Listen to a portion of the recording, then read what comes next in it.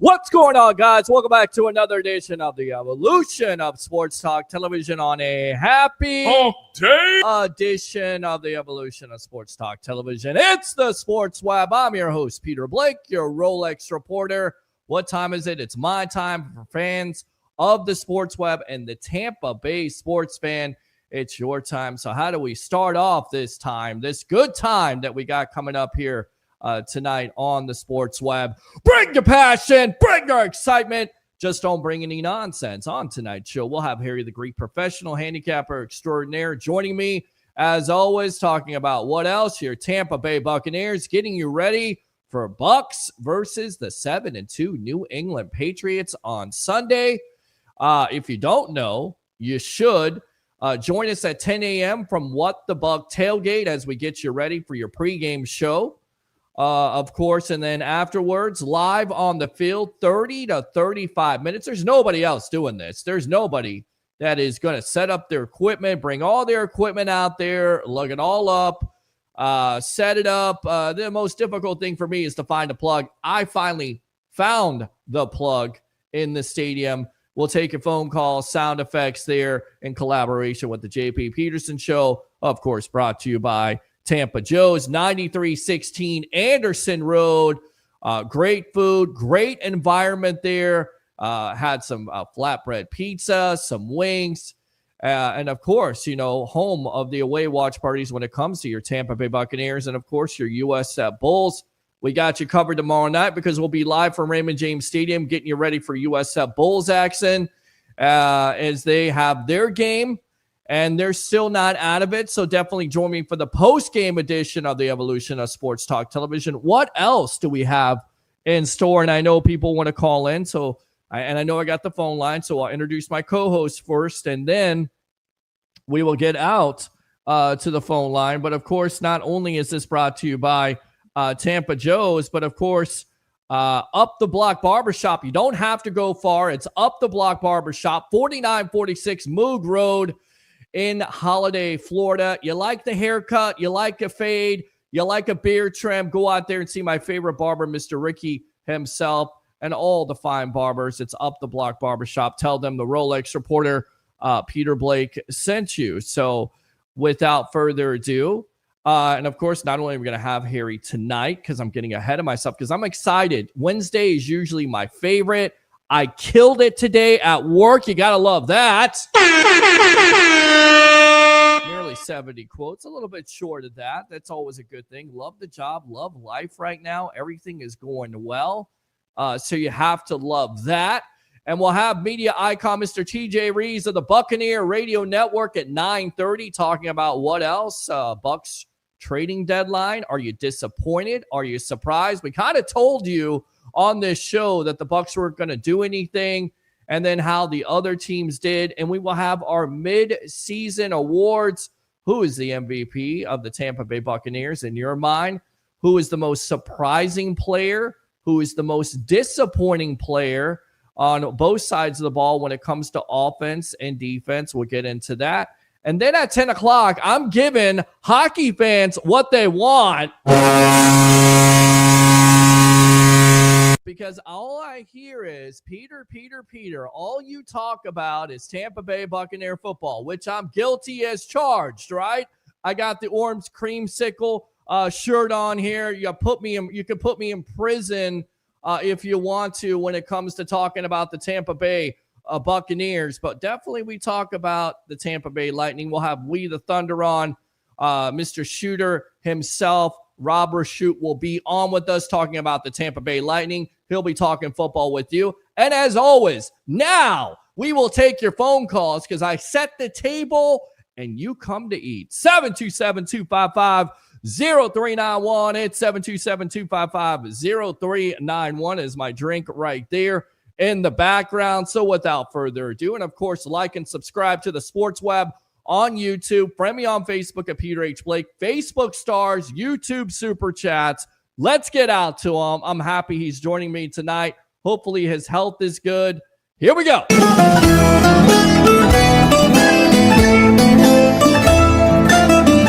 I love it. It's music to my ears, Mr. Harry the Greek, professional handicapper extraordinaire.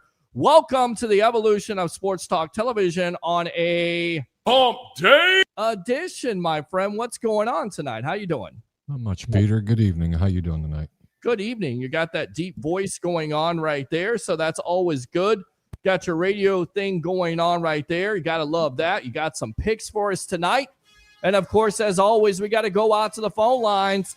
Let's start it out here, I believe. Who is this? Well, they left, so call back. I don't know what happened there, but definitely get on the phone line, 727-255-0391. So let's start this out here. Bucs don't do anything in the trading deadline. You weren't surprised. I wasn't surprised. I would say anybody being critical, which you have the opportunity to be critical if you want to be, who would you have traded for? You look at Sauce Gardner. Is that somebody the Bucs would want? I'm not sure. I think they're pretty set at corner. You're trading for 2 first-round picks if you're the Indianapolis. There was nobody on defense, Peter, that the Buccaneers needed. You know, this should speak volumes. One, you got a great general manager. Didn't feel like he needed to do anything to upgrade the defense. However, if I was going to make a trade, it would have been something on offense. There was something on the table, per sources of ESPN, out of Chicago, that we're talking about DJ Moore possibly going to the Buccaneers for a player and a draft pick, and one of the two sides. I would have liked to have seen that, because I'll tell you what, because Emeka on one side, DJ on the other, you don't have to rush Chris Godwin back. You put him in the slot, and it literally would be game over. I mean, good luck trying to stop that offense. And I'll tell you right now, I mean, a couple of weeks ago when we were talking about this, I said, I don't think they're going to make any moves. And everybody had this wish list, Max Crosby, this, that, the whole 9 yards. I mean, you got wish in one hand, shit in the other. What do you got? I mean, nothing. They don't need anything. I'm just being honest. I mean, look at teams like Philadelphia, Peter. I mean, they just had to load up. You know, I mean, just these are teams that are running worried and scared. So obviously the Tampa Bay Buccaneers organization knows that they're going to get healthy soon, and they control their own destiny. They do control their own destiny, and we'll see what the injury situation is. Good news today, Luke Gedeke returned to practice in limited form. Unfortunately,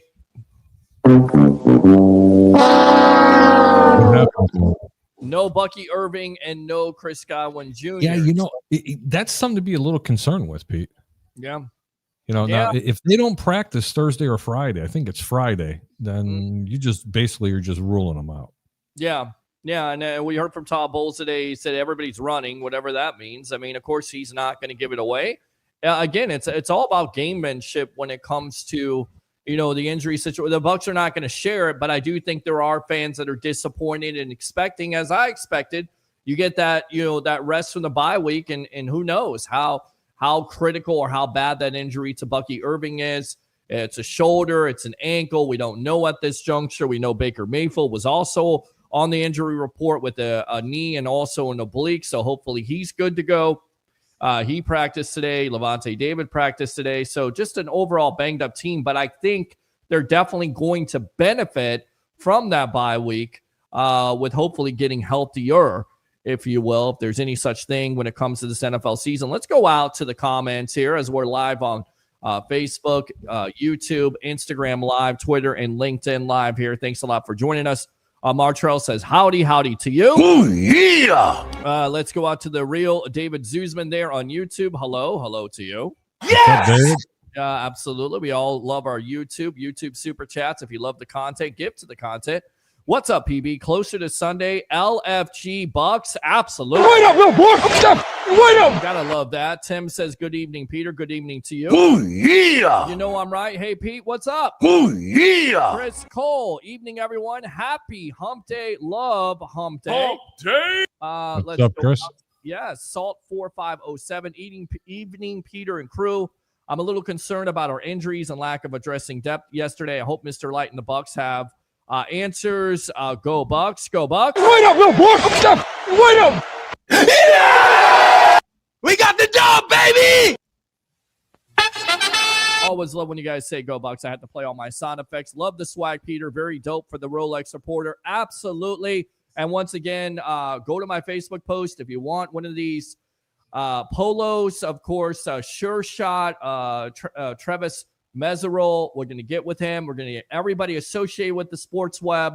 One of these polos and one of those shirts. I think the shirts are very cool. Also, We'll get you all taken care of, but I need to know how many people want polos, shirts, sizes, colors, all of it. Just be patient with me. We'll get it all taken care of. Thank you very much, Salt. Appreciate you. Hello, says Mr. James Sutton there. Jim? Damn it, Jim, what the hell's the matter with you? Let's hope What's up, Jim? Good show. It's always a good show here because you guys make it a good show. You are the lifeblood of what this show is all about. Jim Melvin says, I got into a good-natured battle with half a dozen rejuvenated Pats fans on Twitter, and let's just say they are quite confident coming into it. And let's talk about that. We'll get back to the comments in just a moment, so stand by. I will read all the comments. Won't neglect you, webheads and Tampa Bay sports fans here on the evolution of Sports Talk Television. You talk about the Patriots 7-2. I look at the numbers.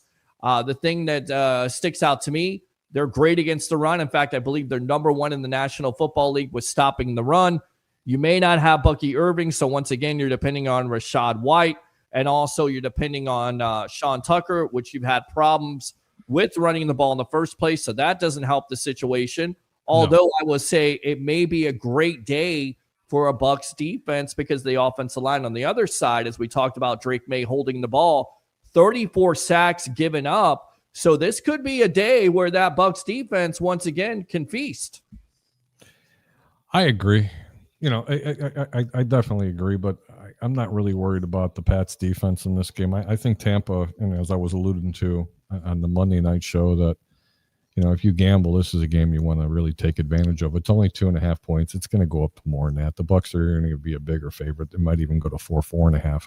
And remember, someone had a comment out there. They got into little conversations with people on X that were Pat fans, and they're very confident. I'd be confident too. You're playing really good football right now. You squeaked out a win last week. Never should have won.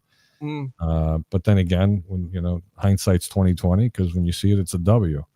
Tampa's pretty banged up. They're coming in with a ton of confidence, but I don't think they've really seen the likes of this defense. They caught Buffalo at the right time, but I think Tampa's going to play extremely good defense in this game. So yeah, I'm looking forward to it. I wouldn't be too confident. Look forward to the game. I know, Pete, you were one of the people that were really apprehensive, with this game coming up. And I even told you that this team would be favored. And you're like, no way. No, they're going to be favored. And they're banged up. So let me put it to you this way. If the Bucs had Mike Evans and Godwin and there was no injuries on that offensive line, this game would be Buccaneers -5, possibly even 6 points. Yeah, that's how much a disparaging difference there is between these two teams. You know what part of that is, Pete? What's up? People don't believe in the Patriots yet. Okay, they're looking at that team like a lot of teams around the country are actually looking at the Bears. And you're talking about a top 5 offense in the National Football League in the Chicago Bears. Top 3 scoring team in the National Football League, but yet people don't believe in them yet. Stand by, caller. Because they're really not that good. They're playing good football. They're inspired, but the Patriots are not as good as what people think right now. I'm sorry. Yeah. If there's Patriot fans out there, if it stings, it stings. Bet the Bucs in this game. Yeah, definitely bet the Bucs. All right, let's go out to Frankie. Frankie from Wisconsin, the Hill Mark. Welcome to the evolution of Sports Talk Television, my friend. Go. Frankie. What is going on, guys? What's How going on is with your you? week? It's great, man. We're getting closer and closer to game day there on Sunday. I think I'm gonna throw the question out there. What did you do on the bye week without the Tampa Bay Buccaneers? Did you sit back and watch football? Did you watch the Bears? He's up there in Wisconsin. Well, you see, also in Packer country, Packers lost to the Carolina Panthers. Great job, Packers, by the way. Good job, Carolina. I can't stand the Packers. Okay. That's good enough to suck right there. I love this Frankie, guy. that was a great phone call. Have a good day. No, it was great. You can't stand the Packers. So we keep them I on. was like, I was really intrigued with what was going to happen on the deadline. And I heard nothing about what Harry mentioned, and even thinking about that with DJ Moore coming over. That was very close to happening. Chicago turned the offer down. I was like, hey, like hearing you talk about that just made me go, wow. That would have been amazing. I'm not even gonna lie. Not only you're adding another wide receiver. If that would have happened, Frankie, you were adding another running back that you can't stop. He's a Deebo Samuel 2.0. I'm not kidding you. Yeah. But this one at least stays healthy. Well, Like literally, I've been saying this for the past couple of years. Jacoby Myers. Literally, the Raiders were looking to ship him. I think the Pats were looking to ship him one time, and finally he gets shipped, and it's sorry, kid, you got shipped to the Jaguars, man. well, that's because they had an injury to Travis Hunter, so they need him. I mean, you look again. I know a lot of Bucs fans may be down on this wide receiving room, but they have been productive. Emeka Egbuka is a rookie. No, I'm not Yeah. saying that our receiving core is bad now. Yeah. I was just like, in the past, I have said this kid's going to go somewhere because I'm very high on Jacoby Myers. I think he's going to be great if he gets in the right locker room. Mm-hmm. But I don't think he's going to thrive in Jacksonville. And I got to agree with you on that one. I'm not a huge Jacoby Myers fan. I think this personally. I just think this guy's slightly overrated. Okay, a lot overrated. Right. Let me be really clear on it when I say that. But who knows? I mean, sometimes a change of environment, has a tendency of, making a player play a lot better. I guess I don't know, but I just haven't seen it. I think he's been overrated. Well, I mean, it may also be an inconsistent quarterback play there by Geno Smith. So we'll see what the Jacksonville Jaguars do. But listen, they had a need. I don't necessarily think the Bucs have a need. They're still banking on Chris Godwin Jr. coming back. They're still wide receiver. They have a need, but you don't sell your soul to the devil to get one right now. Right, exactly. You don't, and you don't give up. I think Godwin relaxed. Honestly, the only when the Jets were starting to ship people. Mm-hmm. I was like, it would have been nice if we maybe would have potentially considered Quentin Williams. Don't go there. You didn't need him. That's a fairy tale, No, it's not a fairy tale. This is reality. The Buccaneers defense did not need him. You would have to give up so much to get Williams. It's not even funny. The Tampa Bay Buccaneers didn't need to make one pickup for defense, not one. I don't want to hear about Sauce. I don't want to hear about Williams. They didn't need to come here. This defense is hitting on all 8 cylinders, as we were talking about in the preseason. This season was going to be totally different for the Tampa Bay Buccaneers. They weren't going to have a repeat of the past 3 years. I assured you of that, because Todd Bowles was going to make sure that was going to happen. If they were going to do anything, I'm agreeing with you. It needed to be on the offense. Yeah, and I think nobody's going to give you a guard. I think that's where you could go and look. But Luke Haggard and look who the Jets got, buddy. Let me tell you something. They got so many premium draft picks coming. It's not even funny. But then again, they did it before, back in 21 when they drafted them. Hold on for a second. They rebuilt back in 21. Unfortunately, this team never panned out. They just never panned out. Well, I mean, and now they have to get rid of all these premium good players. But Peter, boy, did they get some draft capital. Holy cow. I mean, they could get all the draft capital in the world, but if you can't draft, which is what they've shown in their past, they haven't been able to draft a quarterback position. They haven't been able to fill those needs. They can have 30 first-round draft picks. I guess eventually you're going to nail on some of them. And again, Quentin Williams would have been great in a Bucs uniform. But yeah, that's not Jason Licht's style. I loved Quentin Williams coming out. Who are you going to put on the bench for him? I know we love Quentin Williams. Answer me one question. Who are you going to put this guy in the bench for? How are you going to make him a rotational player? I don't make him a rotational player. Put him next Elijah Cansey when he's healthy? Elijah Cansey's not Vita healthy. Vea? I'm going to put him right next to Vita Vea. And you put Elijah Cansey on the bench. Elijah Cansey's not playing this year. I said healthy.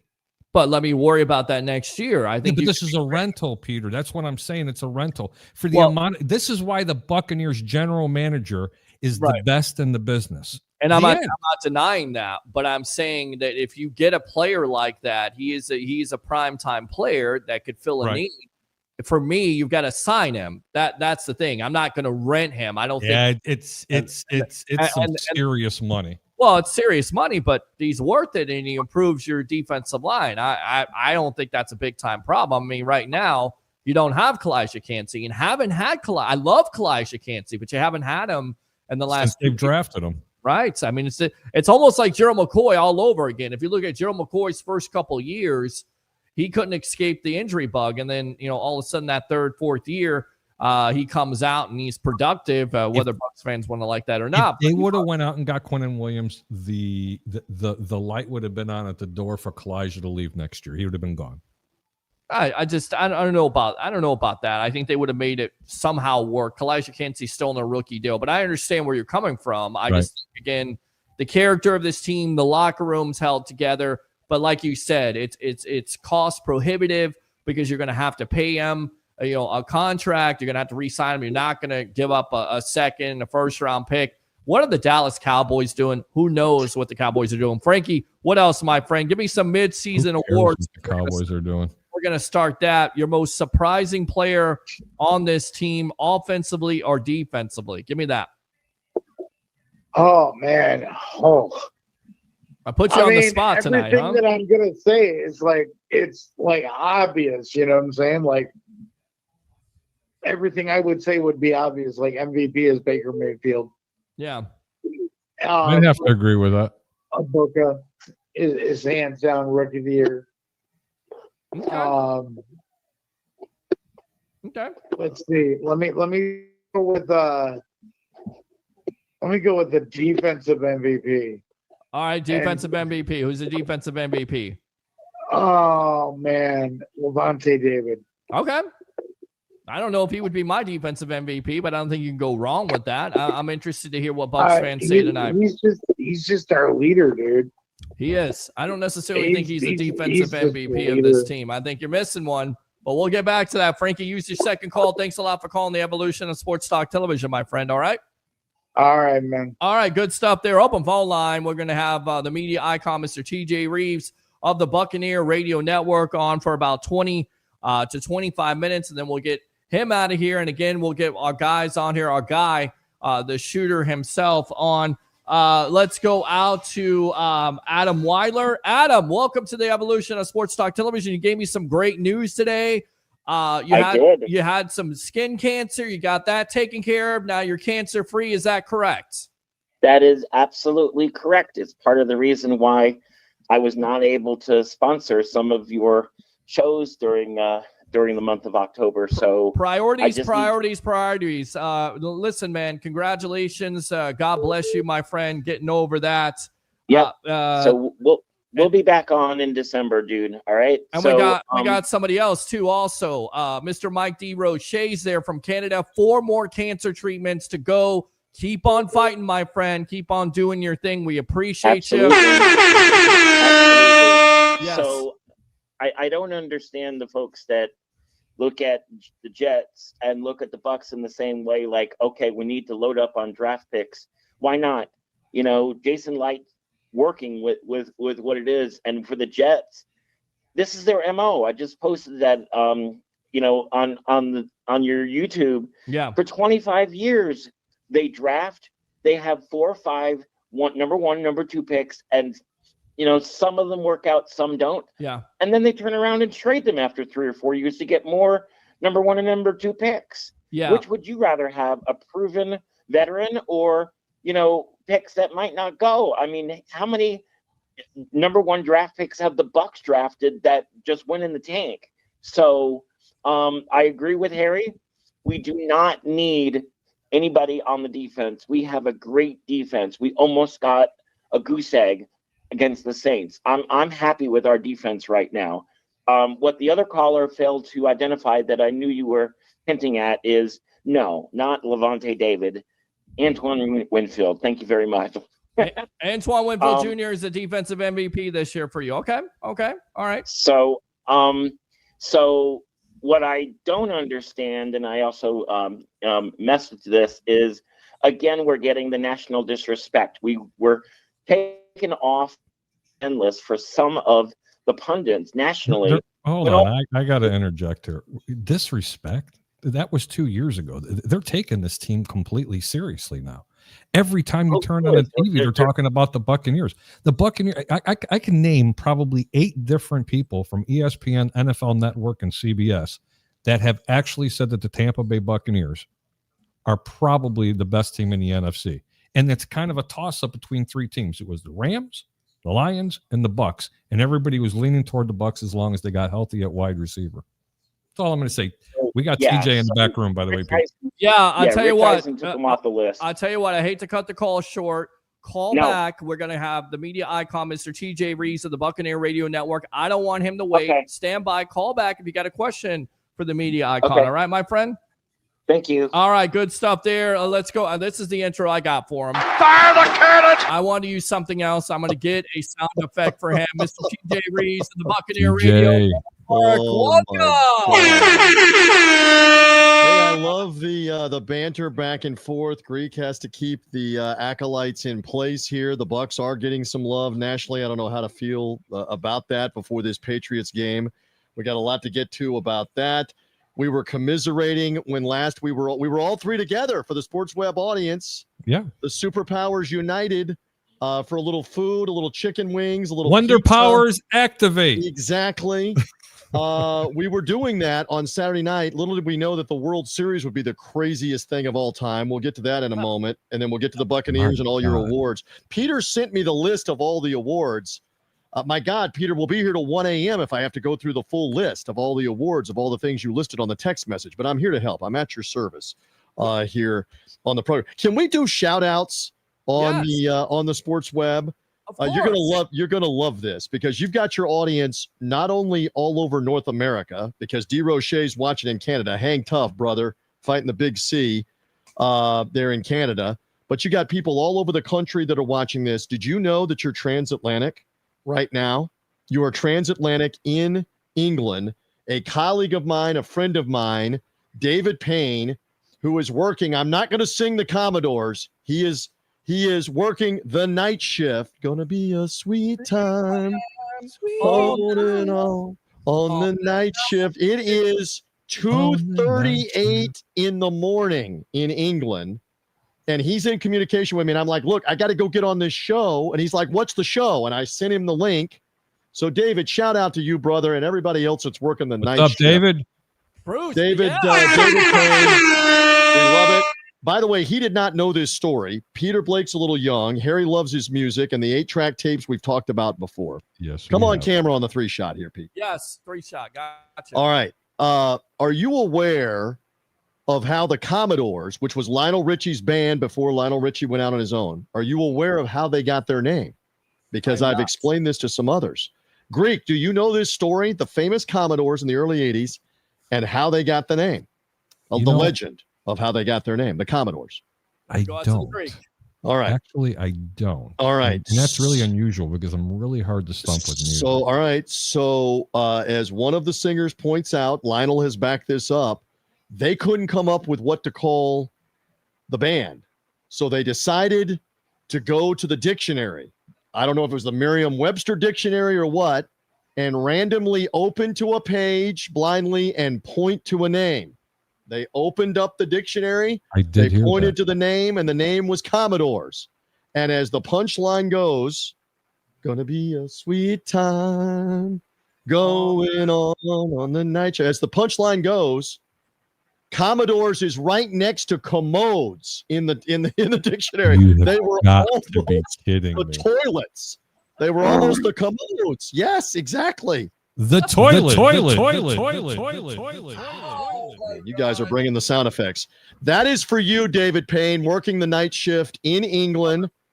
He knows a little bit about American football. I love it because he calls these guys with the accent the Bucs. He calls them the Bucs, like a book that you would read instead of the Bucs or the Buccaneers. So my man David Payne, who is a Nottingham Forest soccer fan over in the UK, of course, the Buccaneers and the Glazers are all about Manchester United. Cheer for in football, not American football. I'm talking about because I'm sure he follows the Premier League. The Premier League. He's Forest. He's Nottingham Forest. So Forest forever to him. I have now devoted a shout out for 3 minutes to my man David. And so we're all about the shout outs and the love on the Sports Web. I just wanted you to know that you are transcontinental tonight across the Atlantic in England. We were supposed tonight, Peter Blake. I love that it's international, all around the United States, internationally here, Costa Around Rica. the globe. Yes, I Around love the it. globe. Love Payne it. has not contacted me on the Facebook. I'm asking him off the air on the Facebook on a scale of 1 to 10. How embarrassed are you right now? And let's see if he answers me. And I will update you on the answer. You want to embarrass him? Let's send him the link. Bring him in.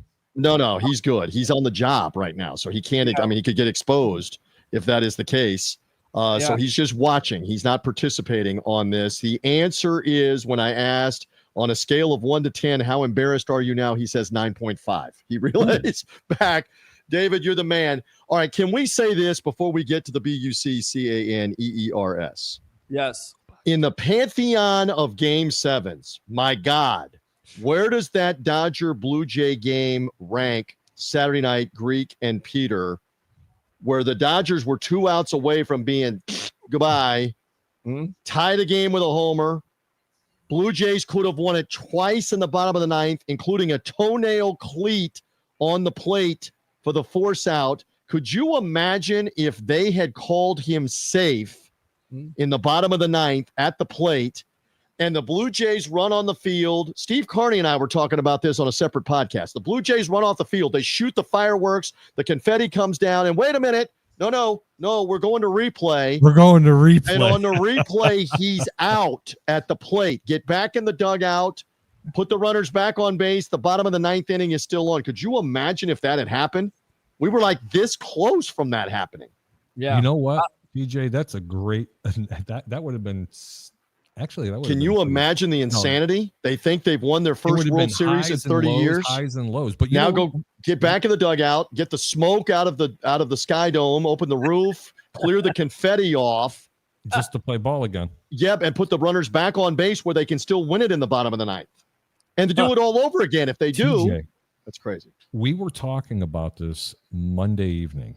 Yeah, right here on the Sports Web. Mm-hmm. And I talked to a couple of former major league players even prior, and we talked after the game. Had he ran through the bag rather than sliding, it's a different outcome. He's safe, right? The ball, they projected the ball would have been that far away from the glove if he had just kept running. Yeah, if he just kept running. So my question to you is, and I know we want to talk Bucs, but you know how I love to just get people off on a different track. Sure. Why is it still such an art that you have to slide in the home plate? I don't get it. As opposed to just running. Just run straight Well, I guess through. the fear would be the collision or whatever, and you don't ever get to the plate. That would be an argument. True. And you know the catcher is trying to block. That's He's the trying World to Series, but he wasn't, Peter. He was off the bag. Yeah, he was off the bag and barely got the toe back on the bag. Right. I hear was you. Off the bag. Had he ran through usually the plate, slide he was is to over. avoid a tag, but in this case, it's a force play at the plate. Fundamental. That game was 6 degrees of but 6 degrees of bananas that game the other night. That is as crazy a Game 7. But by the way, I never was sweating ever. that game, by the way, TJ. You were never sweating the game, right? 2 outs or 1 out in the 9th, down to your final 2 outs, Greek. I called and you get Peter. the I was home like, run. don't worry, Dodgers. Miguel Rojas has not hit a home run since Barack Obama was the president. Okay, maybe that's not quite that. And he hits a home run in the 9th inning to tie the game. Yes. And the Dodgers win Game 7. By the way, Carney and I were talking about that Game 7 Braves Twins, Peter, that you and I and Harry were talking about Saturday night. Yep. And I chimed in that, hey, that was nothing going to the 10th inning. No score, cliffhanger. Jack Morris threw 10 shutout innings. And Carney came right back to me and said, people forget John Smoltz, who was on the commentary for Fox the other night and has been for years, does a great job with Fox. Smoltz threw 9 shutout innings, and then they relieved him in the bottom of the 10th. Correct. For the game-winning run to score for 1-0. So Game 7 drama. Your Cubs, Harry, obviously won a Game 7 in Cleveland, the all-timer. Hadn't won a World Series in 100 years. That one's near and dear for you. That might have been the greatest Game 7 I've ever seen. The end of that, Saturday night. I agree. I completely – well, wait, hold on. I completely agree. For me. Well, he's a It's White got to be Sox. Cubs for you. You're allowed. It's got to be Cubs for you. No, he's a White- Zero chance, baby. He's a I am White such a You're huge White Sox Sox. fan. But All you right. know what? I am, you know what? And I'm going to admit this. This does take a lot. I am a closet Cub fan. All right. Okay? You're coming out of the closet I'm tonight. coming out of the closet, on and I'm Sports letting Web, everybody yeah. know I am a closet Cub fan. But my allegiance is in Chicago I for understand. sports. It's going to be with the White Sox. Of course, the White But Sox. yes, I was definitely rooting. It was a great World Series, especially that Game 7. Peter and I were talking about it, a matter of fact, Sunday. Yeah. We Well, were because you talking about remember the picking. Cubs had to tie the game with a home run late. They had a Yep. rain delay. They're at Cleveland. They score in the top of the 10th and then have to get the Indians out to win the World Series. But still, that was just a bonkers Game 7, Peter And Blake. can you believe the other night. Aroldis Chapman is still pitching? Yeah, I Well, can.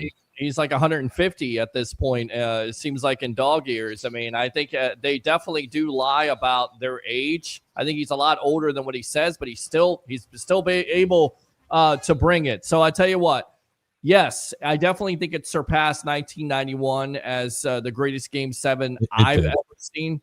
Not only defensively with Rojas making the play, but also don't forget the last out there where The center fielder. nearly If he doesn't make the leaping catch, colliding with his teammate, He's like, get the hell out of my way. They win the World Series. Toronto wins the World Series if he doesn't make that play. I mean, Yes. Canada just has the heart ripped out in the Yes. bottom of the 9th inning twice yes. on those plays. How about the I game before in Game 6? I know. Yeah. They blow both. And by Like the I told way, you, I never sweat it. Oh my God! I have my never God, seen such a weekend. the only like other that. Game 7 that also comes to mind, and then we'll get to this, I promise, that? Yes. is the Yes. Yankees and the Diamondbacks 0-1 after 9/11. The Diamondbacks in Game 7 go to Randy Johnson to pitch the 9th inning and the 10th inning. And Luis Gonzalez of Tampa wins the game off the Hall of Famer Mariano Rivera hitting the ball Greek about 100 feet, maybe 110 feet behind second base to get the winning run in for the Diamondbacks. That was a Game 7. That's comparable, and it's an all-timer in the Tampa Bay area because Luis Gonzalez is a Tampa Bay guy. Incredible. That drama, but I think this Dodger Blue Jay one the other night. I have no allegiance to either of those teams. It probably tops it. All right, shall we do some of this real quick? Well, we got a few minutes. All right, let's do some of that, and then we'll get you out of here. Are you surprised that no trades took place at the deadline? And you look around. I am a league- little bit, but Jason Licht has basically been tried and true that unless it's really going to help the team for not a lot in return, he was never going to give up 2 number ones like the Colts did for Sauce Gardner. Was never happening. So all this fantasy land about, go get Max Crosby of the Raiders. You don't think you would have had to give up 2 number ones to get him? They weren't desperate enough to get him. And reportedly the Raiders took him off the market. Jerry Jones trading away a 1 and a 2 premium picks to get Quentin Johnson, the defensive tackle. Yeah. So you would have had to give up a lot, and he's just not going to do that. He's going to rely on getting Hassan Reddick back, Bucky Irving back, hopefully Chris Godwin back, Luke Gedeke at right tackle, and almost look at that as, hey, this is like the trading deadline, getting players back off our injured list and plugging them back in. I'm not making excuses, but it's going to be interesting to see how Sauce Gardner plays in Indianapolis. Do they hold it together? Pittsburgh took it to them on Sunday. Is Dallas that much better with Quentin Johnson at defensive tackle? He had a big game against the Buccaneers earlier in the year. What did they hold him 3 times, 5 times, 9 times in the game? Yes. In that game, he can be a difference maker in the middle, but I don't know that there was a blockbuster player that was there for the Bucs to grab. I really don't. I don't either. And the Greek said it best. He didn't expect to move. I didn't expect to move because people were going, well, you give up a 3rd round pick for Jalen Phillips. I'm like, you're giving up a 3rd round pick, and that's a possible Jalen McMillan. That's a possible Tyke Smith. That's Yaya Diaby. The only thing that I know for sure that the Buccaneers were in negotiations was they were really heavily pursuing DJ Moore. That I do know for sources out of ESPN in Chicago. But what did Chicago want? Chicago wanted a 3rd and a particular player. The particular player was never mentioned. They agreed to the particular player, but they only wanted to send a 4th. Chicago wasn't desperate enough to go ahead and get a DJ. I would have thought they would have asked for more than a 3rd. for No, him, they and maybe wanted depending on who the from player what I was. understand, this Who the- was an edge rusher from the Buccaneers. That's Wow. all I know. I don't know which one it was, but they were looking heavily at an edge rusher Interesting. from the Bears. But I would have thought DJ Moore, who's a number one type receiver, would have commanded at least like a second round pick. And are you willing to give that when you can have Chris Godwin back and maybe Jalen McMillan back here in a couple of weeks? Then you know don't for have sure. you don't have to rush either one of the two back because you got Emeka on one side and you got Correct. DJ on the other. And in all honesty, he can play running back. He's just a really, really good football player. I was going to be super excited to see him go. I'm not to leave Chicago, but I mean, I think that would have been what a weapon that would have been for Baker out there, especially in a time of need the way they are. But am I not mistaken? Didn't Baker briefly play with DJ Moore at Carolina when he was briefly the quarterback? No, back like no, 4 years ago. no, briefly, no, I no. thought so. I Before they don't think traded him so. to Chicago. No. Yes. He was in Carolina. Yes, he and they did. They It was the traded last him. year. They traded him to Chicago 2 years ago, and I think DJ Moore was there with Baker Mayfield. Yes, he was, because that was the Bryce Young deal when they ended up getting Bryce Young. Correct. And after that's Baker when was gone. Chicago got that was the first trade. That was its first trade piece from Carolina, and that's how they ended up procuring that number one overall. Interesting. Pick. I'm thinking it was Chris Braswell. Maybe that's who it was. Maybe they agreed to that. And by the way, the Bears, they got Joe Tryon-Shoyinka. I was just going to go there. So the Bears didn't get that edge rusher from the Buccaneers, but they got Joe Tryon-Shoyinka. Did we honestly think that at some point in our immediate future, we were going to hear a team has traded for JTS? But that is exactly what your Bears did. They traded with the Browns. And maybe the change of scenery will do well for him, but all he is going to be a backup reserve player. That's already been out. They obviously needed some player. Depth of some kind, He's and need depth on the defensive end side of it. They couldn't get either one of the two DNs that they were looking for, and the Bears management were just going to give up all that. All right, draft capital. let's get to this for a few minutes. What do you want to do for midseason awards? Hit me. What are you quizzing me with? All right, so we'll throw it out there. Who's the most surprising player for the Tampa Bay Buccaneers, in your opinion? I think it's Emeka Egbuka coming on. That's the obvious one. I thought thought he would be good. Did I think he was this good? Nobody revised history. Who thought that he was going to be this good right away in the first 2 or 3 games of the season? He was phenomenal. Looked like a polished 5-year veteran Pro Bowl receiver in the first 2 or 3 games. Excellent route runner. So that's the runaway surprise is how good he is. I'll submit for your approval, Peter Blake, Harry the Greek, on a Wednesday night. How about Jacob Parrish? Did we realize this guy? I don't know that the Bucs realized that this guy not only is a competent cover corner, but how good a tackler he has been, including taking on bigger guys and getting them on the ground as a DB. A lot of DBs don't want to stick their nose in there or any other body part and make a play. Jacob Parrish, to me, has been a surprise, a pleasant revelation as a tackler in the Buccaneers secondary. You buying that? I definitely buy that, and I think that's the reason why you don't trade for Sauce Gardner in the first place, because you drafted a Benjamin Morrison, you have a Parrish, and also you have one of the most improved players on this team, Bucs fans, the Bucs whipping boy. The most improved player on this team is Jamel Dean. With him stepping up, you can make the argument right now the way he has delivered, and some are going to point to you cut his money, you threatened to cut him, you motivated him, you lit a fire under him a little bit. He's making plays, and he has always been a solid tackler. Also, he's had problems staying healthy. He's had problems at times in coverage, but Dean is a good tackler as well, making some plays. That's another good argument, Jamel Dean on surprise. All right, defensive MVP for me. You could say Antoine Winfield Jr. You could say Levante David. You could here make a case. Here. Yeah, absolutely. But here's the thing: how do you go against that guy, Levante David? Yeah, that's true. You could go with them, but I will say this: Tyke Smith, the way he solidified that safety position, 66 stops. He's been a great. He's made a lot of plays. He has taken on big tight ends. He takes on blockers in the backfield, sticks his nose in there. I like it.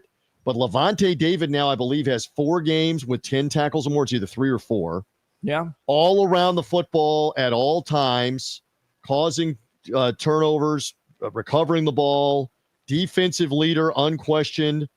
Right now, through the first half of the season, give me Levante as the MVP of the defense, just for the leadership. Yeah. And by the way, we got the jersey in the background, signed jersey. Love that. Yeah. So what about you, Harry? What do you say here? Levante David, Tyke Smith, who's your defensive MVP? It's not even close. It's Levante David. Okay. And especially at his age and the leadership that he's – listen, I can count maybe 3 or 4 plays this entire season that he's been out of position. Yeah, he didn't make the play down near the goal line in the fourth quarter of the Seattle game, and everybody's going, "Oh, he didn't make a play." It happens. He didn't make a play. It happens. And since then, he's made about 7 more. Does he look 35 years old, kids? No. With the way that he can move around, I mean, is he the Levante David of 5 years ago? Who of us are from 5 years ago? But he can still make plays. He's still all around the football. Love that guy. Can't wait for Sunday against the Patriots. Can't wait. Can't wait either. And we'll see who plays in this game. I think the offensive MVP, maybe the MVP of the league. I still believe in this guy. I think it's Baker Mayfield. I mean, again, cutting down on the turnovers, touchdown to interception ratio, what he's been able to do in the fourth quarter for this team. I think it's real easy. Offensive MVP, in my opinion, is Baker Mayfield. It's got to be him. Got to be him. Do you have somebody different? I'm going to say Emeka Buka. You could make that argument too, but I mean, Baker right now, he has really picked up the slack. I mean, this wide receiver core has been absolutely decimated. And for what this young man has done, he could even be rookie of the year.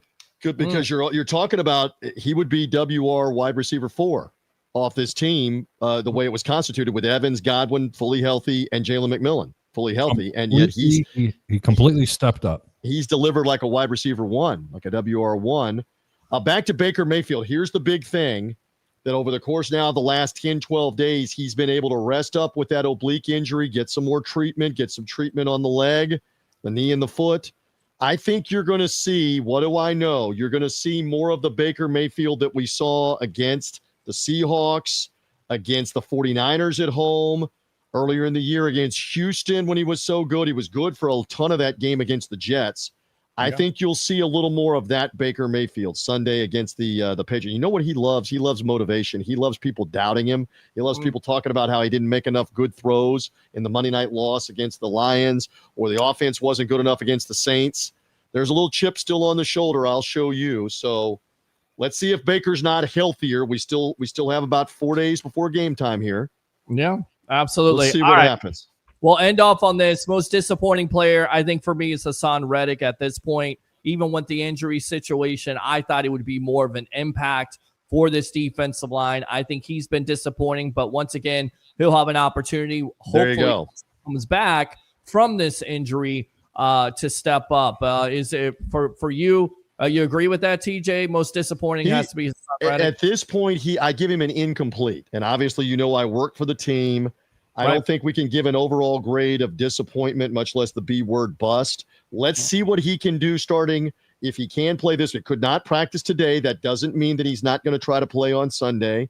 Maybe he's got to wait one more week. Again, he hurt the knee and the ankle in the in the Detroit Monday night game. It's only been a couple of weeks. Can he get back in there? And we keep jokingly, this is true, the NFL is not for long. We keep jokingly saying if Anthony Nelson has another show-out game, that leg's going to feel a whole lot better in a hurry to get out there, because he's on a one-year incentive-laden deal, and there's nothing like a motivator like, hey, somebody's taking your position and excelling. So stay tuned. This will be a good problem to have, though. You've got to have bodies. You've got to have competition over the last 8-9 games and then the playoffs. And if you get this game on Sunday to get to 7-2, show me who had this team 7-2. If you beat New England, it's not everything. 7-2. If you're able to get it Sunday. DJ, let me be clear when I tell you this, because I know exactly how much you love to gamble. I'm only being facetious. Tampa's only a 2.5-point favorite in this game. Yeah. They win this game by 10-13. You got double-digit winners on Sunday. I'm sorry? You got them double-digit winners on Sunday, Buccaneers. Yeah. And I don't usually make stupid predictions, but that one I am very confident in. I am just glad on the spread picks that Chicago Bears thing worked out, because I don't know which one of you was going to be in the cardiac unit of an ER first between you and Peter. because my man Peter That was hanging. hilarious. He was hanging on every play, and you're hanging on every play. And my Lord, the pass from Caleb Williams, the dime over the middle to the tight end who breaks two Between tackles 4 players. and runs all the way to the end zone for the go-ahead score. That is an all-time play. If Yes. you have a highlight reel 25 years from now, you're showing that play to win the game on the road. Incredible. They'll talk about, hey, do you remember in week 8 of the NFL season what happened in Cincinnati when they had come back from 15 down to take the lead or 14 down to take the lead, and you make that play to win the game on the road? Well, he's had 3 games like that in the past 2 years since he's been drafted. And can they keep my man the Greek out of the cardiac unit? For God's sake, the tell Bears. me about it. It was absolutely hilarious. Hilarious is Again, one way to I was describe never it. sweating the game. Never. We were never sweating any Had 'em games. all the Not way, at all, baby. man. Like Not I at like all. to say. You Had 'em all the should way. see if I have a Ring camera inside Yes. the house here, and I wonder if it's actually recorded because TJ, that was you should have seen Mrs. Greek. What are you kidding? I me? met Mrs. Greek on the Saturday night soiree, and did she have to have the paddles out? Clear, boom, clear, boom. Clear. Let's get the Greek back up right here after Yes. this finish. Clear. Love it. All right, kids. Let's see what happens with Buccaneers Patriots. Again, you've got USF. You know what? I'm a man of many hats. Yes. You've got USF tomorrow night with Texas San Antonio. Derek Brooks. Stand by. Yes. Mr. Derek Brooks, part of the Bulls contingency. Massive game. ESPN's going to play it up with their SportsCenter show. You're going to be live tomorrow night from Raymond James Stadium. I'm going to partake. I'm going to watch some of your coverage there. Enormous game because that game is tomorrow night. Bulls and the Roadrunners. Harry, did you know they're the Roadrunners? No, I did not. The Roadrunners of Texas San Antonio. And Owen McCown, the son of Josh McCown, was 31 of 33 in the game with Tulane last week. Tell people about those stats. 31 of 33, as John Gruden used to say, he'd have that eye going like this with me. He used to say 31 of 33 is tough against air, against nobody. 31 of 33 in a game. All right, so that's what the Bulls have to contend with off the off week. They've had about 10, 12 days off the Memphis loss. And then did I say Memphis? Go Tigers go for the Memphis Tigers and Friday night against Tulane. So you got the Bulls, you got Mrs. Reeves and the Bulls on Thursday. You got this on Friday. You got this on Sunday. What a weekend. What a weekend with what's going to unfold.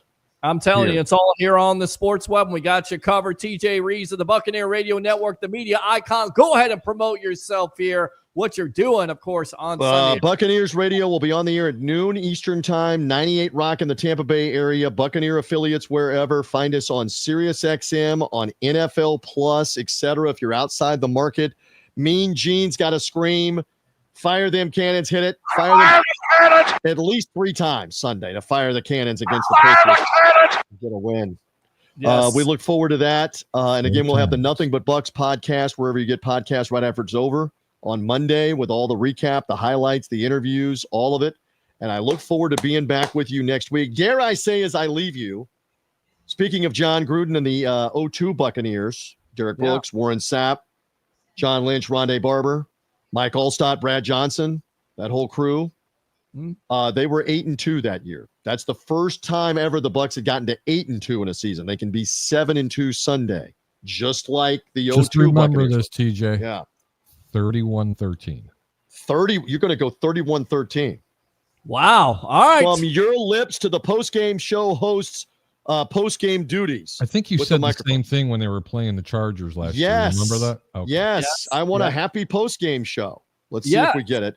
And You we'll be boys live. did well. Wrong. I know I'm you due to got be some wrong. I'm lightning 5-0 in hockey. those deep predictions. You got some lightning hockey talk coming up next. I look forward to that. Be well on the Sports Web. Shout out to everybody in the Tampa Bay area, everywhere that's watching the Sports Web all over the country, North America, England. Europe, wherever you are in England, Guam, Antarctica. I got a neighbor of mine. Her name is Sarah. She's a sweet lady. She's flying to Antarctica coming up this weekend. She's going to Argentina and then Antarctica on a tour.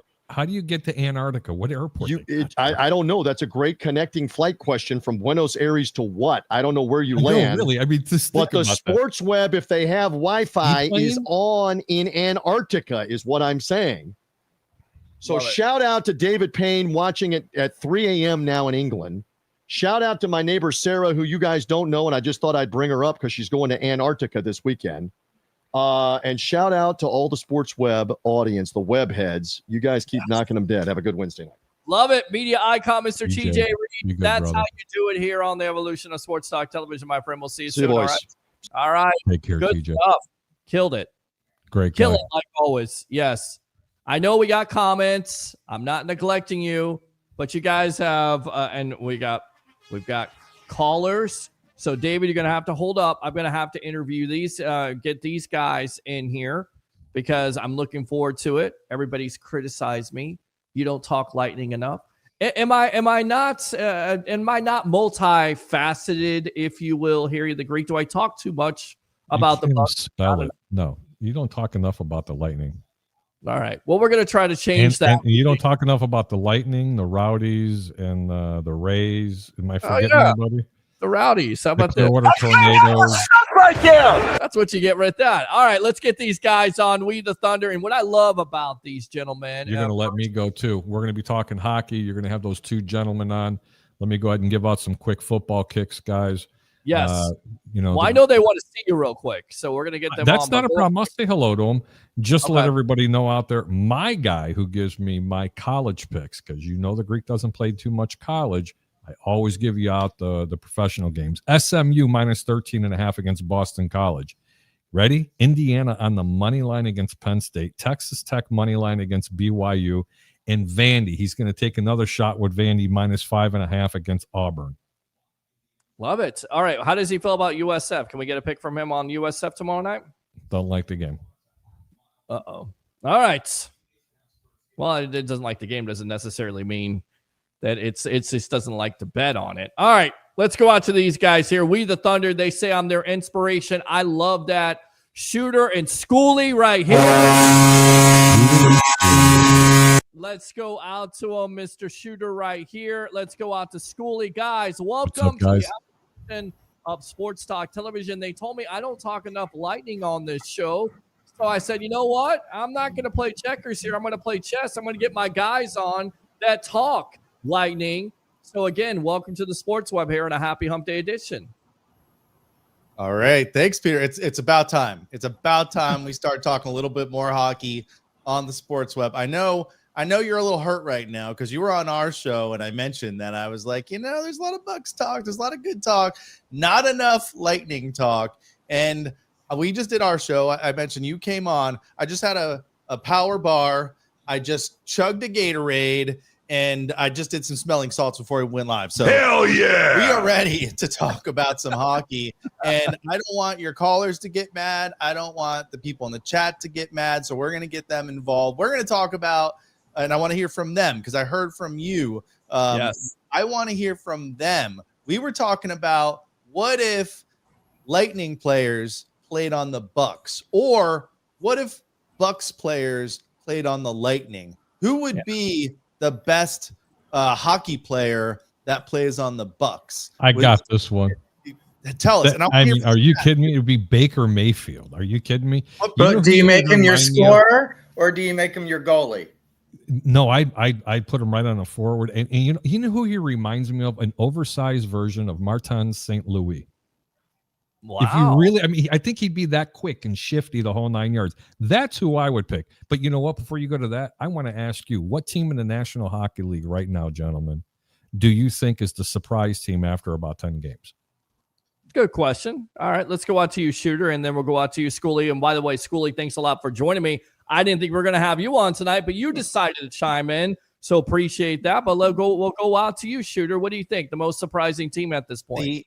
The surprise so far of the season, and it's not a surprise probably if you live in Canada and if you've been following this team last year, but Montreal Canadiens are one of the top teams right now. We're only 13, 14 games in the season, but I don't think anyone had Montreal being in kind of that top 3. The other team that's the best team right now is the team we lost to last night, Colorado Avalanche. But that's not a surprise. They've been good for a while. Only surprise teams. You can have a couple. But yeah, no, it's Montreal. It's Montreal by a mile. I guess you can throw in the Pittsburgh Penguins. They had a horrible season last year. You've got aging players that are playing really well. Like Malkin has, he's like reborn up there, and he's almost 40 years old. So I'm surprised the Penguins are playing so well too.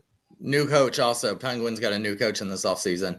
But yeah, you definitely Montreal, you kind of saw that at the end. And Harry, going back to your Marty St. Louis, they are coached by Tampa great Marty St. Louis, the first number ever retired by the Tampa Bay Lightning, number 26 up in the rafters, is their coach. And it's funny, we interviewed Andre Wall last season on our podcast, and all the rumors were that Marty St. Louis was about to be fired in Montreal. And he specifically said that, he hopes that they gave him a chance and didn't fire him, and that he thought he was going to turn that team around. And he did. He turned it around. You saw the second part of the season last year. Then you see it this year. I mean, they're one of the best teams in the East. Another one you got to look at is New Jersey Devils. This kind of a surprise team, as last year they kind of started hot, then they fizzled out. And then the surprise on the low end is the New York Rangers. Hasn't even won a game at home yet this season. Can I do one more? We got one more. You can't miss this one. The Utah Mammoth, new name, and this is what's really started. I can't get behind that. But you know how this just doesn't even sound right. They introduced. It's almost as bad as the Kraken. Well, they introduced their new mascot, right? Like their version of Thunderbug, Tusky, and it's Tusky. And they basically have only lost 2 games since, one of them to the Tampa Bay Lightning this past weekend. There you go. All right, Harry, I know you got to bounce, man. Say bye to the guys here. Once again, go ahead and promote yourself. Maybe we'll see you on Sunday here. Nothing to promote. Gentlemen, it's really good seeing you, Peter. As usual, love hanging out on a Wednesday and a Monday and Wednesday. You guys can catch us out there. If you want any picks, go ahead and DM me over on Facebook. I've been taking care of about 40 or 50 people. Don't have enough time to do it. I've already given out some college picks. You guys have a really good evening. Go talk some hockey. Go Lightning. Go Bucs. You guys take it easy. Much love. Love it. Good stuff. Harry the Greek, professional handicapper extraordinaire. The phone lines are off the hook. So, gentlemen, we will talk Bucs on this show. We'll talk hockey also. Of course, Lightning, and I wish I picked a better night. They were coming off a 5-game winning streak, and then they lose to Colorado. So just give me your synopsis. And we kind of talked about this on your show. I feel like Lightning fans are kind of the same as Bucs fans. They lose a couple. Well, they lost to good teams. They're not that good, and then everybody's sky high, and then they lose, and it's like, oh, it's John Cooper. It's this. It's Vasilevsky. I mean, give me, Shooter, your synopsis on this Lightning team early. Yeah, it's just like the Bucs, right? You lose one game after winning 5 games in a row, and all of a sudden it's trade Hedman, get rid of Vasilevsky. I don't know why. It's probably not just a Tampa Bay thing. It's probably everywhere. Sports fans overreact like that. But I mean, come on, 5-game winning streak. I'm looking at like comments online, and I'm pinging Thomas Schooley here about like what is happening. Did we just go on a 5-game losing streak? But I think fans are a little bit extra sensitive this season because we did have our worst start in franchise history to start off the season. But since then, they've been winning games, and we're right in the mix. It's not football, right? It's a 82-game season. Actually, they're 84 games now, aren't they? Or is that next year that they're changing? Next season. They're going 84. Yeah. It's a long season, right? You know when you don't want to be losing games? After January. So they're fine right now. They're stacked with superstars. They're going to be in the playoffs. They just got to get over this hump of losing in the first round of the playoffs, which has been the plague since, they went to 3 states in the Cups. It's not easy, though. It is not easy. Let's go out to Schooley here. Schooley, your synopsis of this Lightning team early on, and then we'll get out to the phone calls there. We'll get out to Ralph Williams there in Pittsburgh. He has something to say, but stand by here, Ralph. Schooley, what do you say? Yeah, we talked about this. It's what have you done for me lately? And Shooter did reach out to me and he said, look at these comments. And literally it was crickets. And we see this in all sports. It was crickets when they were on the winning. And then all of a sudden you lose one game in 6 games. You're going to Colorado, one of the best teams in the NHL, change in altitude. You know, they talk about that in every single sports, that change in altitude in Colorado. And then time zone difference, and you lose by 1 goal. And then all of a sudden it's the wheels of the bus and we got to start trading. And you got to get rid of this. And this person's slowed down. Do I think some of the players have slowed down over the years? Absolutely. But I think the Lightning have also done a good job bringing in a nice mix of fresh young talent that is also competing with those big guys. And we have Nick Paul getting ready to come off the injured reserves. That's going to light some relief for this team coming up. Yeah, and let's go out to Ralph here. Ralph, you're on with yours truly, along with We the Thunder podcast, Shooter and Schoolie. What's on your mind tonight, boss? Oh, how you doing, Peter, Harry the Greek, and guys? I want to say, and don't forget, Peter, I don't live in Pittsburgh anymore. I live in Ocean City, well, Maryland. That's right. You do live in but you're always represent Pittsburgh, so that's how I feel like you're the bodyguard of the Burgh. You know, that's your moniker. My stick. That's your moniker on this show, man. Come on. All right, so what's going on, boss? How you doing? All right, Dan Muse, our new coach for the Penguins. He runs a defensive system, and what I like about it is Eric Carl gotten into this. Everybody's buying into his system with the Pittsburgh Penguins. The only thing we got to straighten out is we got to get our goalie situation straightened out. Tristan Jarry's a bum. We're stuck with him because Kyle Dubas, in his infinite wisdom, decided to sign him to a 4-year contract, and he has stunk up the joint for a while now. The Penguins, with this defensive system, has saved his butt in some games a few times. So, and I like the system he has. It's a new system, new attitude, new coach. I like what the Penguins are doing, and I think they're going to be pretty good this year. They may even make it to the playoffs. If they don't, hey, for a first-year coach, it's not a bad thing. Not a bad thing, Ralph. I appreciate the call. Anything else, my friend? Don't be a stranger on this show. Anything else on your mind tonight? Well, not really. I just want to say good luck to the Buccaneers. You guys aren't doing too bad with Baker Mayfield.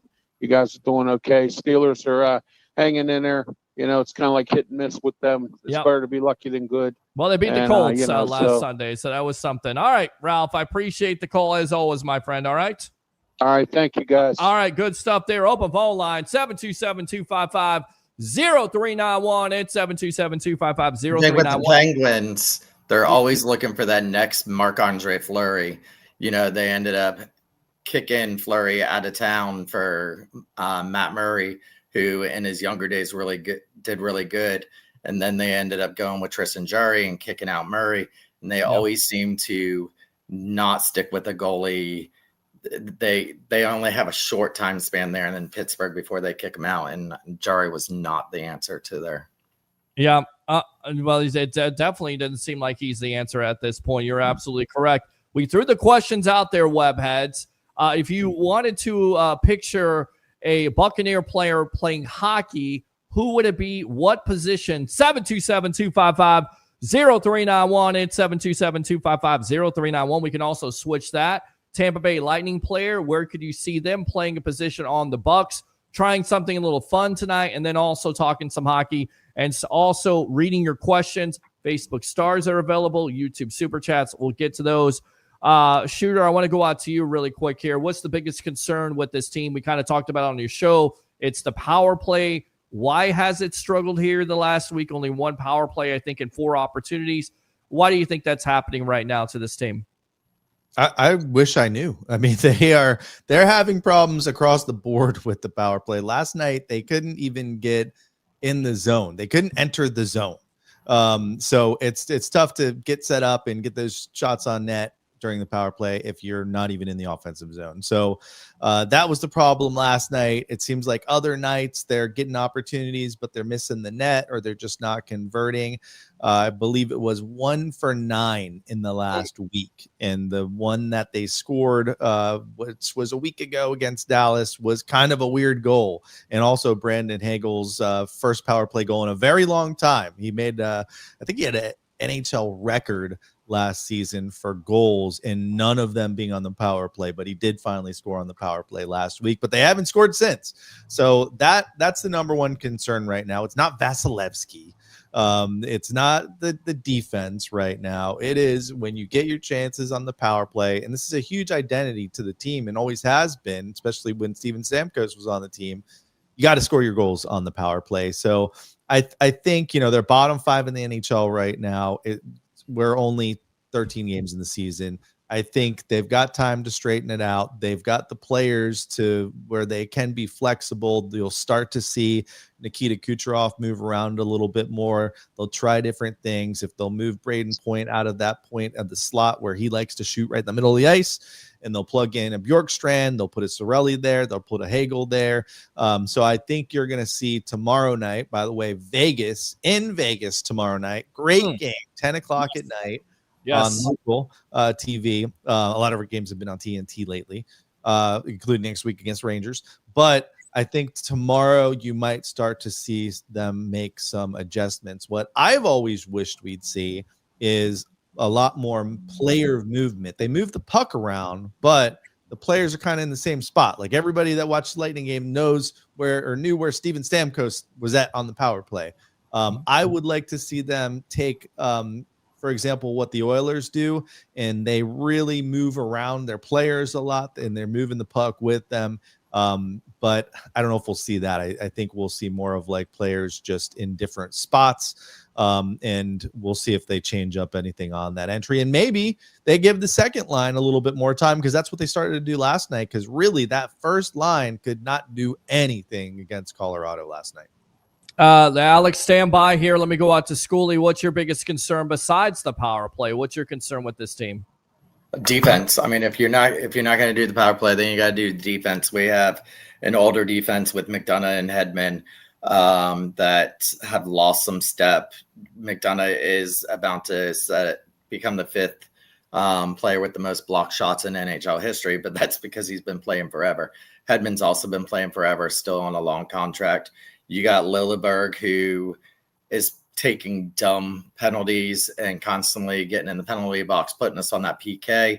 And then you got Chernak, who is always a possibility of being injured. So, if the power play is going to be one, the defense is going to be the other. So it's just the scoring will come. The goaltending has seemed to now settle down, with JoJo being probably one of the best backups in the league, winning 3 games already this season. And Vasi now finally see him in like Vasi of old. You got to go with defense besides the power play. It's so important. Now let's go out to the phone lines here. Alex, welcome to the Evolution. You're on with yours truly, along with Shooter and of course Schoolie. Evening, guys. What's going on, buddy? By the way, these guys are right. We need to start talking more hockey. We will. Listen, I invited them. If they want a spot here on Wednesday nights to talk hockey at 10 o'clock, they got absolutely. It's there. Hell yeah. We'll talk it. I love what they do here. They do a great job. They've done a great job for years.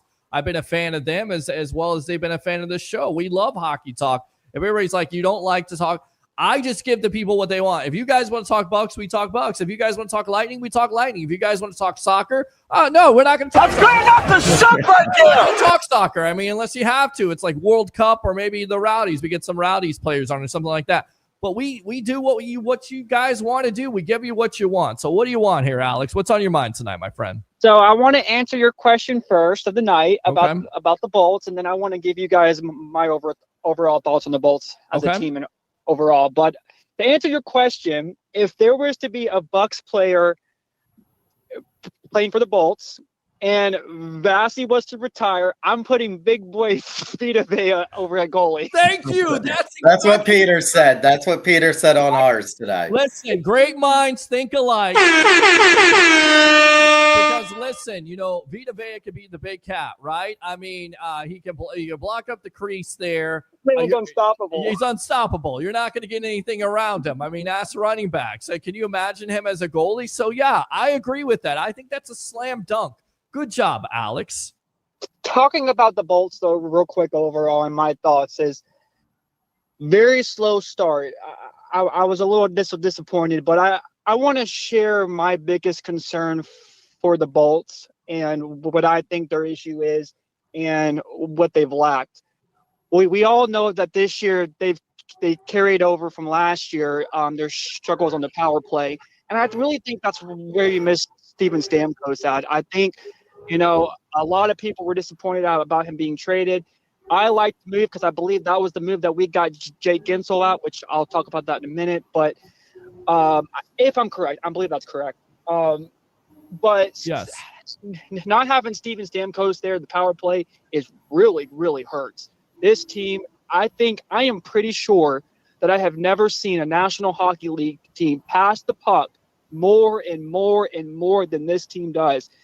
At many times, I'm screaming at my team at the TV, just shoot the damn puck, shoot the puck, shoot the puck. I just think that's where this team lacks. And the other thing is, I think this team lacks, and I'm asking these two, that are in here tonight. I'm not a fan of Victor Hedman being our captain.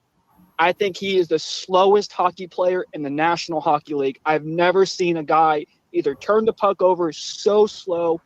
I don't get how, and that's my opinion, I just don't agree with Victor Hedman being our captain. I think that's the not really locker, but the leadership that this team lacks. And I think with these younger guys that are coming in here, even guys not so young, but guys like Braden Hagel, who I've become a big fan of, guys like him, Jake Gensel coming in here, some younger guys coming in here too. But yeah, I just really think that this team lacks, that extra step that I think Steven Stamkos did provide. And the other question I have for you guys tonight too is a lot of rumors, not sure what your thoughts on it, things, people talk about things on the internet, but what are your thoughts about Steven Stamkos potentially maybe coming home? All right. Thanks, guys. I'm the Stamkos person here on this show, definitely. Real quick, the Stamkos thing was not what got Jake Gensel here. Sergachev deal is what got Gensel here. That's where they got enough money to be able to get Gensel here. So it wasn't Stammer's contract. Stammer's not coming back to Tampa. There's a lot of rumors. Yes, Nashville is apparently went to him and asked him, because he does have a 100% no move clause, to waive that, to give them names he's willing to go to. The rumor has been Carolina or Tampa. I really don't see him coming back to Tampa. Him and JBB did not leave on good terms from what has been reported. So Hedman, don't think is a good captain also. I said that on our podcast today. I've said it since he became captain.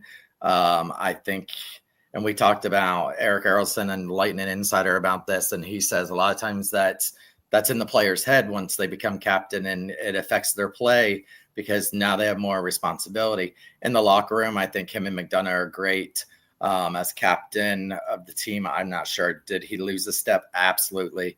Has he became a Zdeno Chara where he just stands there and is a big old tree? Not yet, but you can see signs of that happening.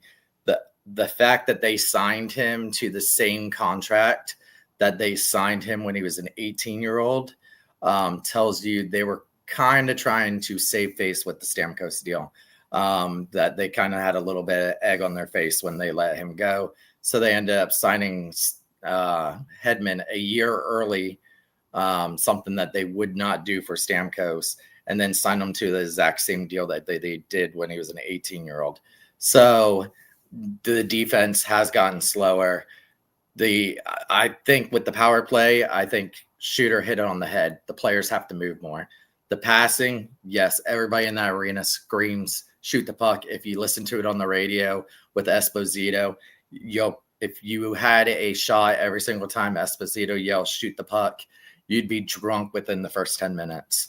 So, it's those points you did do up. Stammer's not coming back to Tampa, though. All right, a shooter. Is that what this power play is missing? A veteran presence like a Stamkos, in your opinion? No, I don't think that's what it's missing. And if you go back to last year, we ranked number 5 on the power play without Stamkos all year.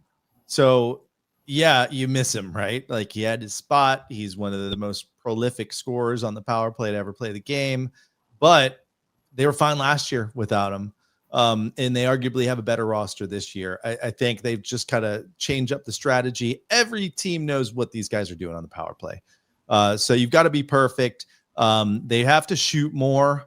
They're good about that after games where they don't have a lot of shots and they pass on a lot of opportunities. Like, it is maddening to watch these guys. They'll pass with an open net right in front of them, these guys. So they've got to shoot the puck more, and they're pretty good about, like I said, the next game after getting more shots on net. We see goals against us all the time where it's a deflection or it's Vasi or Jojo or screened, and you can't stop it if you can't see it. And it's just like throwing the puck on the net. So I think the power play is going to be fine. They're just in one of these little ruts right now where they're not scoring as much as they are used to scoring. Good news is the other side of that, penalty kill is killing it. They are top 5 right now in the league. So that, some would say, is arguably more important than the power play being good right now, because we're scoring 5-on-5. So we're getting our goals. As long as we're stopping them on special teams, then we're in good shape. And then Hedman, I feel like Hedman kind of got the captain just by you're next in line, which isn't always the right decision, right? But he was next in line. I don't know if I'm ready to say move on from him. I think to move on from him, you don't strip him of captain, you're trading him. And I don't think he's going to get traded. Was it the right choice? I don't know. I mean, we're not in the locker room, so we don't know what he's like in the locker room with the doors closed, but he doesn't seem like a super vocal leader. But either was Steven Stamkos. He was lead by example. So I think he's following what he knows and what he's seen from Stamkos, where there could be some better choices for captain. But I mean, are you going to make Cooch a captain? I don't know if Cooch is captain material. I'd love it. I'd love to see Vasi as a captain. You don't see many goalie captains anymore. I don't think they would do that. I think if you were really going to name a new captain on this team, and I'd love to hear from anyone in the chat or calling in, I think it's Ryan McDonough. Yeah. Done it before, and he's really good. We have media access as well. We don't always go because we go to so many games as fans and we like it that way, right? But when we do go, like when we talk to like Eric Erlinson or some of these other guys in the media that show us around up there, they love when McDonough is doing the post-game interviews because he always, gives some really good sound bites. These guys aren't always super talkative, especially the Russians. I don't know if you've ever seen a Nikita Kucherov interview, but McDonough always gives some really good insight. So he's a leader in the locker room either way. But they've got a handful of leaders in there. Is who the captain is that really going to matter when you've got 5 or 6 leaders on the team? And who else are you going to make captain? Yeah. I mean, guys, it's a great question. We'll open the phone lines for that too. Who should be the captain if not Victor Hedman? 727-255-0391. It's 727-255-0391. Bucs talk, Lightning talk tonight here. You guys wanted it. We give it to you. What about you, Skull? Yeah, I mean, McDonough's got to be the obvious choice for a captain in that team. But him and Hedman are so close, there's no way he would ever try to get it from him. And he's right. They are not going to strip a captaincy from him. They're not going to trade him. He's going to be here until he retires. He will become the first Bolt to start his career with Tampa and retire as a Tampa Bay Lightning player. but there is nobody else outside of McDonough that could really be the captain. You have Point, who, although I think he is a great guy and a good voice, oversleeps, is not the example of a captain. Kucherov, there's no way he wants the captaincy because he does not want to do that many interviews. Vasi doesn't want it. Then you have, the only other veterans you have is Yanni Gord, Chernak, Sorelli, Hagel, and they're just not at the play of a captaincy right now. The one that I would say could possibly down the line would be Hagel if he becomes, or even Nick Paul. Nick Paul seems to be, he's right now with the team and he's on IR and he's with the team up on this road trip. When they come back and start playing home, he's going to go on day to day and they expect him back within the next week or two. And I think we're going to see a difference in this team once Nick Paul comes back, because I think then it becomes a domino effect. This season has been so much of who's going to fill in here. Right now we have 3 rookies on this team with Douglas, James, and Desu that really all have deserved to be on this team. And so it's going to be interesting when Nick Paul comes back, how that domino effect happens and who's going to be sitting, who's going to still be up here with us. All right, let's go out to the phone lines here. Somebody who's been very critical of me on this show, but that's okay. We love constructive criticism. Mr. Joe Sway, welcome to the Evolution. Constructive, but I see it's affecting. It is affecting. Well, it wasn't just you. It Job. was a lot of people, but I love these guys. And anytime we get a chance to talk about one of the greatest sports franchises, not named the Tampa Bay Buccaneers and the Tampa Bay Lightning, we do that here on the Evolution. So that's what we do. Well, that's why I was big up in you. I appreciate that's why I still believe in the sports web. I hope you do. So, that's good. So if you see that in the chat, just know that it's coming from me. All right. So I know who you the are. Biggest critic. Yeah, the biggest critic. So what's on your mind tonight, my friend? What do you want to address? I think that to answer the question, there's a bunch of questions on the table. Yes. And so I'm thinking like someone like Braden Point would be the third wide receiver, like. What? Listen to you talking football. Fast. Wow. He can catch. Oh. I feel like because Braden Point is one of the best players in his position in the league. Okay. Still, is he? I know he once was, or currently, I think he's still up there. What do you guys think? Well, no, I agree with you. I thought he would be the running back on this team because he's so elusive. I said that on your show. So to me, I get him out in space, but you could definitely, make him a combination of a running back, a wide receiver. Shooter, what do you stand on him? Running back, wide receiver, Braden Point. I like that. Braden Point's one of the fastest skaters in the NHL. So I think I mentioned running back earlier, but wide receiver might be a little bit better for him because Braden Point doesn't love contact that much. He'll make some hits and he's fought before. But I don't know if he loves the contact that much. But I could see him as a wide receiver. I said earlier, Jake Gensel as your receiver you put out there like Godwin or like a Cooper Kupp in his prime. Third down, you're going to Gensel. He's Mr. Reliable. He's the same way for the Lightning. When you need that clutch goal, he'll get 1 or 2 in that game for you. So I think he would be like my third down go-to wide receiver. Point's kind of helping you. You just dropped the 1 from his jersey and you got the number 2 there. And who wears number 2 for the Bucs but Emeka? That's your wide receiver right there. Point's your touchdown guy. All right, good stuff, Joe Sway. What else? I also think Point will be a nice outfielder for the Rays. I think we could use his speed out in the outfield. I think he could flag some balls down. Love it. Just to give you like the whole versatile of the sports where we involve. We talk baseball on this show too. They got new ownership, yes, so we'll probably try to get more involved with the Rays next year. Okay, there you go. I'll save that little nugget for the Rays in my second call because I got something on that Okay. to ask you. Okay. Peter. But yeah, that is what I got. Braden Point, he could be, one of those wide receiver running back combo type players. Okay. Put the great minds together. I see what you're cooking up. That's nice. Oh, I'm always cooking, man. I'm always cooking. You got to be patient, man. I'm trying to set the table. You come to eat. Joe Sway, appreciate you, my friend, as always. That's why I'm here for you. Love you, brother. All right. I love it. Who would you guys see playing on the Rays? I mean, if one of the Lightning players, I think if it was any Lightning player, then it would end up being Hagel. I think Hagel is just a versatile. You can plug him in any sport, whether it be football, hockey, or baseball. And I think he just does dingers away. And I think his attitude is we've seen it with a couple players with like a Matt Joyce.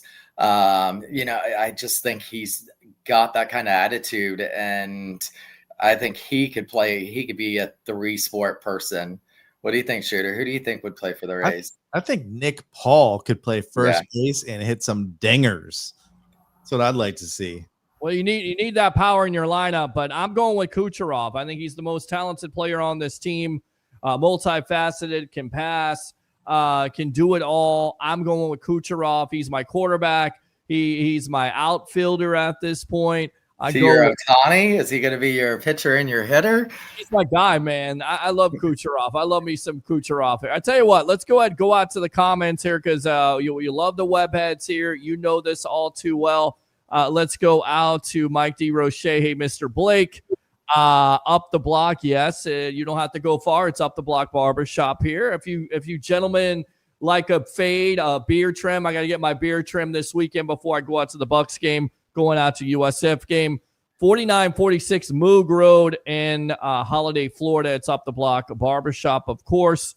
Let's go out to Kyle here. What's good, fellas? Long time no see. Absolutely. We'll go some Bucs questions because you guys are like Bucs offensive linemen. You can play different positions here. You can talk some Bucs. We'll talk some Bucs with you. Jason Light controls the Bucs' destiny, destined to be eliminated on wild card round, because the GM is a draft genius, but the genius cannot evaluate free agents or trade block players. Light sucks. That's what the realtor David Zuzman says. Let's switch gears a little bit here.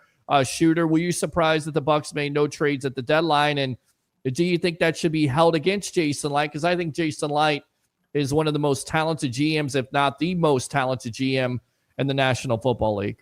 Yeah, I mean, he doesn't really have much of a track record of doing many trades at the trade deadline, if I recall correctly. But I mean, he's a drafter. You think Jason wants to get rid of draft picks with his record with draft picks? No. And the way that I kind of looked at it is the Bucs didn't make a move at the trade deadline, but who emerged not last Sunday, but the last Bucs game, as a player who might contribute a lot more moving forward. Maybe they won the trade deadline without even making a trade. You know what I'm talking about? Yeah, maybe, because you don't trade 2 first-round picks, trying to get out a Sauce Gardner. You don't trade multiple picks for Quinnen Williams, even though I like him, but you're going to have to pay him. I mean, the move made, again, Schooley, is the move that's not made because, again, you're going to eventually get healthy. You believe Bucky Irving will come back. Chris Godwin Jr. will come back. Hassan Reddick will come back. So at that point, that is really your trading deadline. Well, what I was referring to was Anthony Nelson's been sitting on the roster for years. So he makes some splash plays every year, had the huge game last Sunday against the Saints. And, maybe they're saying, hey, that's our trade deadline guy. He's already here. We don't have to give up anything for him. We're going to put him in. He's going to play way more snaps, and let's see what this guy's got. And those guys all coming back from injuries as the next couple weeks, hopefully. If you would have asked me, I would have said Rich McKay was probably the best GM ever for the Tampa Bay Buccaneers. But I think when it's all said and done, Light goes down as the best GM that's ever been for the Tampa Bay Buccaneers. Between getting Godwin, Evans, Emeka, Baker Mayfield. I mean, people ask me when Baker was first signed, there was a lot. I'm sure you remember, Peter. There was a lot of people upset with that signing of Baker. And I said I loved the pick because he knew this was his final spot. If he did not make it, he was not going to get another shot anywhere else. So I had a feeling this was going to be where he revived his career, and he has. And I think that goes to Jason Licht. And, you know, it goes all the way down with all the picks that he's had. Yes, do we want to see Super Bowl champion Tampa Bay Bucs over and over and over again? Of course. But I still think he goes down as the best GM in Tampa Bay Bucs history. Yeah, and I think it could be the same. It could be said about JBB, right? He gets the same type of criticism, although I think he's a little bit more aggressive. But Jason Licht has been, aggressive in the offseason. He loves those draft picks. Kind of the same thing, right? I mean, you would say here, Shooter, about JBB gets kind of the same criticism, especially last year with getting rid of Stamkos. Oh, yeah. And he's rolled the dice with some of these trades where you bring in, a guy that you're trading 5 draft picks for. But that's the difference between hockey and the NFL. I mean, in hockey, there's a lot of trades. That trade deadline, which, isn't until March, you can sit there all day and you'll have a list of trades that happen. It's a lot more transactional, and it has to be. And JBB has had to be, because the Lightning basically kind of got screwed by the COVID situation and the cap staying flat, because of course, when we win our Stanley Cups and go to 3 straight Stanley Cups, there's the cap stays flat. So all these guys that we had to pay, we had to start trading, or a lot of them walked.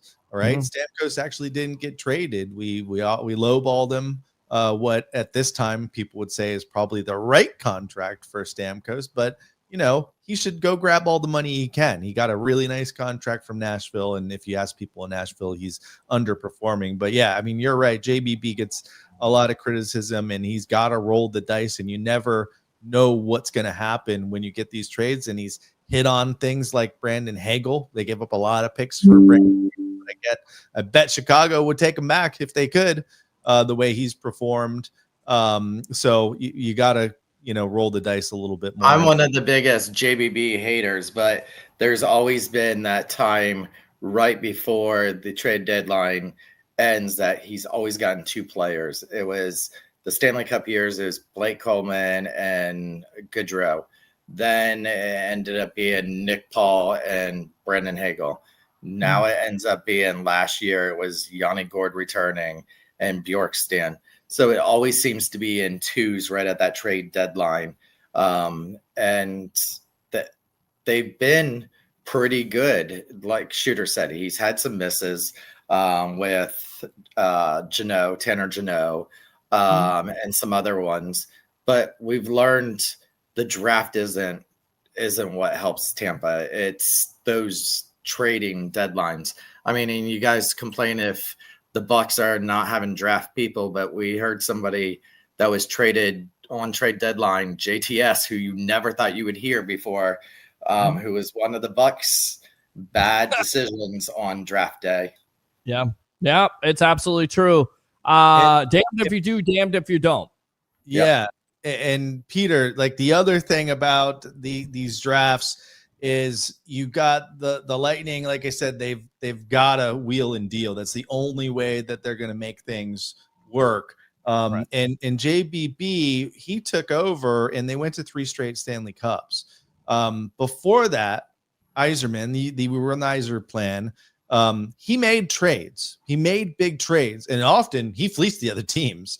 But when it came down to the trade deadline, when it was like, hey, we need that one guy who's just going to get us over the hump here to make that playoff run and get to the finals and win the cup, we didn't see that move at the trade deadline.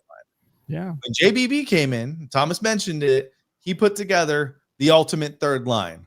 We had Gord already. We brought in Coleman and Gaudreau, and it's like historically one of the best ever put together third lines. And in hockey, to win the Stanley Cup, and this is why the Lightning have not made it past the first round, you have to have all 4 lines playing well, and all 3 of those lines have to be playing very well. And the good sign for the Lightning right now is that bottom 6, those 3rd and 4th lines, are contributing way more than they have in the last couple years. And I'll leave some nuggets because I know that there's a handful of Lightning fans that really don't kind of get into it until after Bucs season. And that's a lot of hockey fans kind of wait till or NFL fans wait till NFL's over and then kind of shift to hockey in January, February. But if wait, I forgot what I was going to say with that. I totally just lost my train of thought there. Well, I tell you what, you get that thought back because we actually got another caller. Damn it, Jim, what the hell's the matter with you? Jim from Ohio, welcome to the Evolution. What's on your mind tonight? What's up? I wanted to answer you guys' question. I like hockey. Okay. I follow hockey sometimes. Okay. I live in Ohio, guys. So I got. Well, forget Columbus. You got to forget Columbus. You just be a Tampa Bay Lightning fan. Forget that Columbus nonsense. So I had to start watching the Lightning, but like you said, there's football fans. We're gonna wait till after the football season because I ain't messing around trying to watch both. And I like my basketball, then start cutting them football season, and y'all doing too much. Okay, so, I got you. So y'all took my Vita Vea. Of course, I would have picked the defensive lineman. Okay. Let's see. Antoine Winfield Jr. out there running ice on the ice around there. See, is he a defenseman for you? Is he on that blue line? Okay. All right. I like that. Y'all said they need defense. I heard that. So. Yeah. Antoine Winfield Jr. here, shooter and schooling. I like that. I'm putting him on as a winger. I'm letting him score goals and fly around and hit some people. I like that. We didn't really think of him, but he would be a heck of a hockey player if he could skate.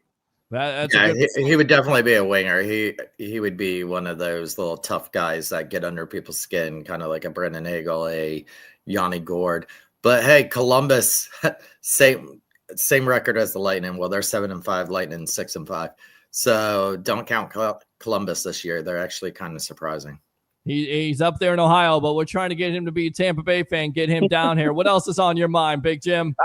I'll try to watch both in hockey because, I ain't really the biggest hockey fan, but I play the hockey video game and I do watch it every blue moon. So I went to you come down to Tampa, you come here, I'll give you a ticket to a Lightning game. There you go. Boom. I'll let you know when I'm in town. All right. So you got to come and meet me too, Jim. We're going to meet up. Oh, yeah. I'm definitely with you. How you think I'm going to get in contact with them? Well, there you go. Exactly. Have you been to a game? Have you been to a game in person? I've been to a hockey game in person and it was good. It was fun. But was that NHL one or was it a minor league? I think it was a minor league Dayton team. Oh, that's low. You just get a whole bunch of fighting in that. Those are kind of like WWE events or NXT, let's say, where we'll bring you to the main event here at Tampa Bay Lightning. All right, man. If I make it in town, I'll hook y'all up. I'll try to get in contact with you guys. All right, I'm working on getting that shirt for you. Again, it's a lot of material, but we'll work on it, Big Jim. All right. All right, man. I put my information in your. I know you did, and if you guys here, We the Thunder want, of course, as a podcast here, Shooter and Schoolie, you want one of those shirts? Let me know if it's a T-shirt or one of the polos. I wasn't going to sell one of the polos, but all the webheads, they love the polo shirts. They love the Rolex reporter thing and the all the signage here. If you get my size, bro, I'm getting all the different colors. And all right, my friend. Better work on it. I cut you a check now. All right. I appreciate you, Big Jim. All right. Let's go out to the phone lines here. Everybody wants to talk some hockey. Everybody wants to talk football tonight. So let's go out to this guy. Let's go out to Sun Devil Dave. You're on with yours truly, along with Shooter and Schoolie. Go, my friend. Great job, everybody. Thanks for wasting my time. Goodbye forever. Oh, there you go. That's how you start a show off. There you go. Shooter and Schoolie, thanks for being on here doing some Lightning talk. Yes. Appreciate that. We'll start off with number one. I think that the best Bucs player to be on the Lightning would be Baker Mayfield as an enforcer. Wow. Just be the goon. As an enforcer. See, I say center. Just him running around, just knocking those. Play your little soundbite. You need to bring your boy. Wait up, little boy. Wait up. Yeah, absolutely. Can you see him being an enforcer? What do you think? Shooter, enforcer, Baker Mayfield. You see that? Yeah, I feel like he would be like one of those pesty like players, like think of Corey Perry or Brad Marchand. Pat Maroon.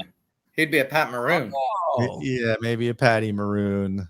What about Tockett? Remember Tockett? He used to play. He was really pesky. I think he won at most penalty minutes.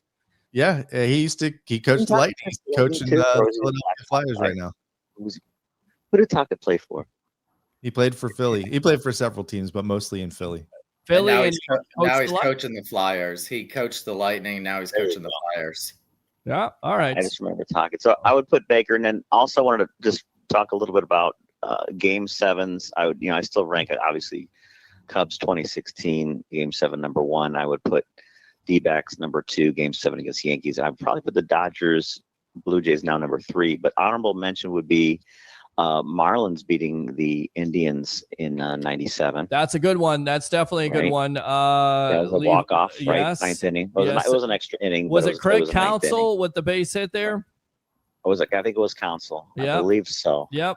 And then also honorable mention, even though it wasn't, I don't think it was extra in the game, was Game 5 of 2020 when they had that crazy ending when Rosarena just stumbled and then he the bobbled throw. And Brett then the guy missed Phillips. the ball. Yes. That's got to be up there. Yeah, in absolutely. the top 5. I mean, even though it wasn't Agreed. a Game 7, that was one of the most memorable World Series games ever. I was half asleep watching it. I remember who was the lefty that was hitting? What was his name? Left-handed hitter. The left-handed hitter. Well, it was Brett Phillips who was. Phillips, right. So Phillips. he was like 0-2, and I'm like half asleep, like, oh, this guy's gonna strike out, and then all of a sudden he swings down, and Randy's like, oh, he's gonna score, and then it was just so out of control. Well, it looks like he's That's going to something easily about score, and then he trips. Right. Then he trips. And then the guy, drops the ball that's thrown in. It's wild, and he goes back and touches the base. It's an amazing game. You're absolutely correct about that. Yeah, Brett I'll Phillips. put that on there. Okay. And then for I got 3 words for you for the rest of the Bucs season. Just trust the process. Okay. Just trust Just it. stick with. Okay, remember I went on that rant. I'm not going on a rant. I trust your GM. I trust I say your, but I trust the GM. We're going to trust that Evans, Godwin, Irving, Millen, was it Gadeke? Is he back yet? Gadeke, yes. Lou Gadeke, yes. He's come back to all practice those guys today. come back healthy. Okay.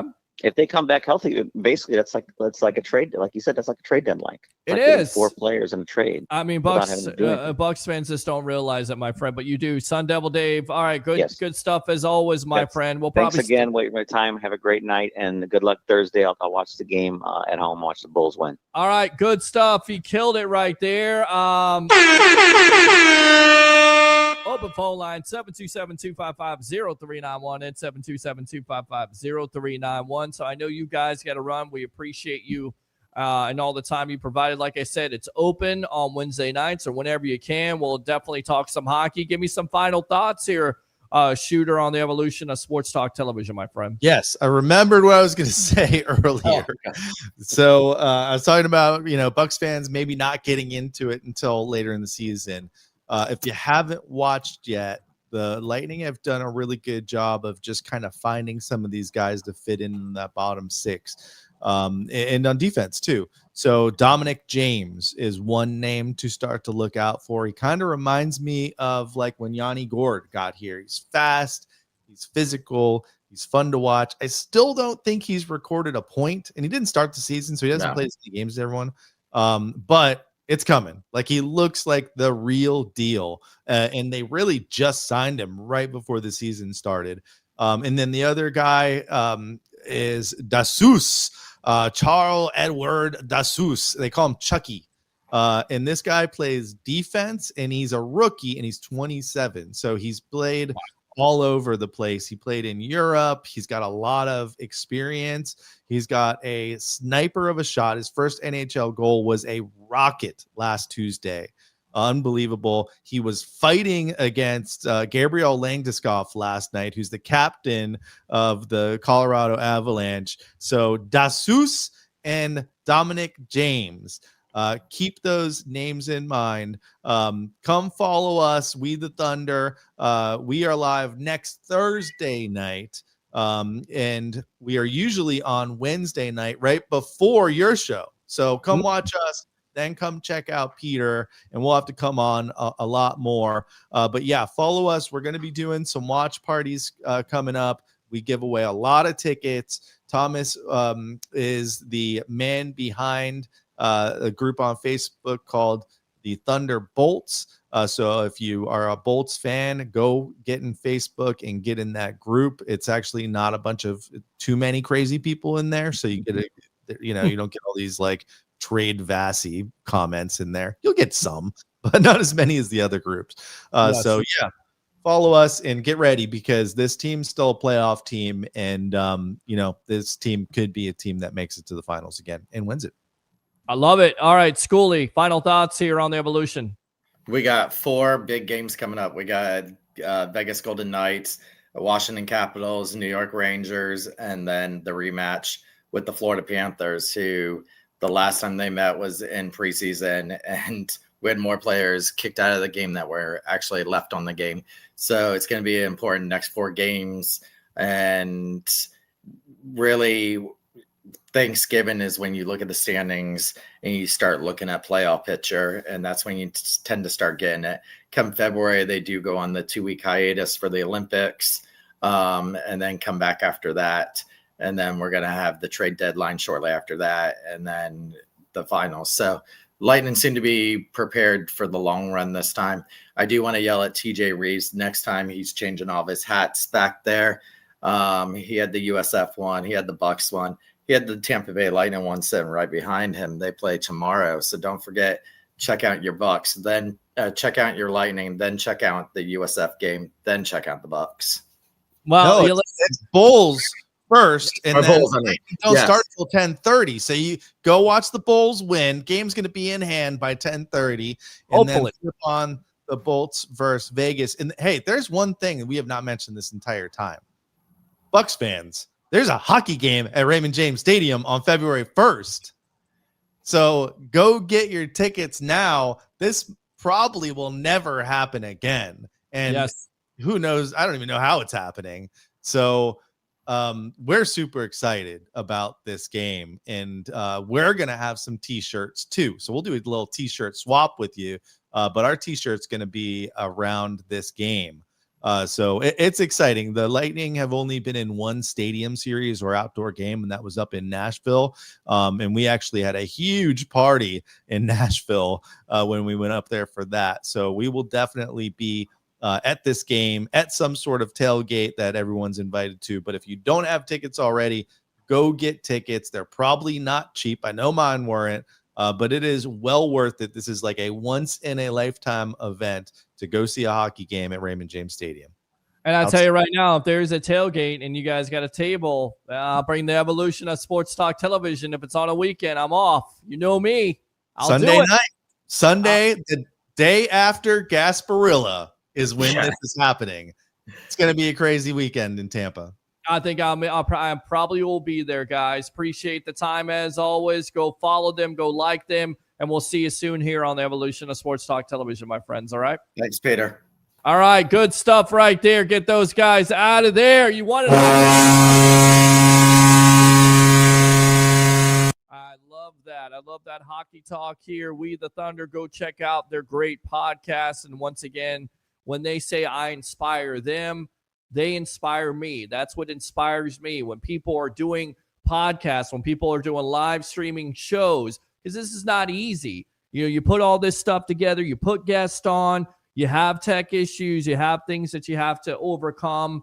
So whenever you're able to do that, it's a big deal. So let's go out to the comments as always there, and definitely do some great cartoons. I want to definitely be a part of that. Again, Shooter, I see you there in the back room. We definitely got to get you on to do that. And I know he's a Bucs fan and he's a Rays fan. So we're going to definitely try to get those guys on more, give you what you want, because you want hockey talk. We give you hockey talk, but we also give you Bucs talk here. And that's what we do here on the Sports Web.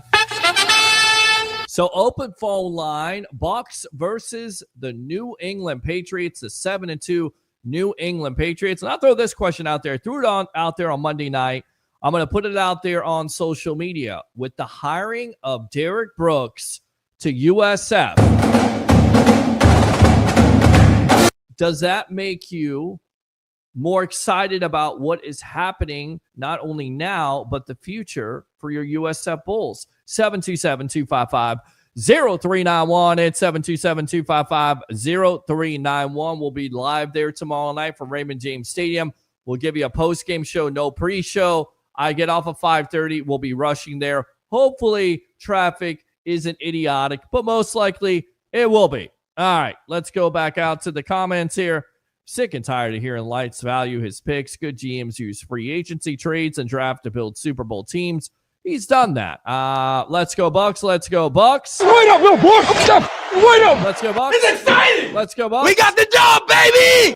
Fire the cannon. All right, Alex, using your second call. Welcome to the Evolution, my friend. What's up?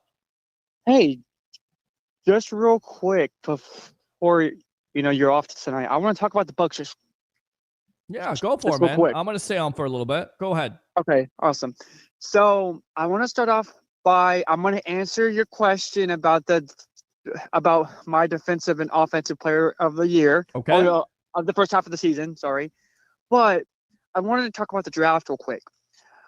Listen, I'm going to go back to what you guys were talking about with Mr. Reeves earlier, and I'm going to give my thought about all that. Right.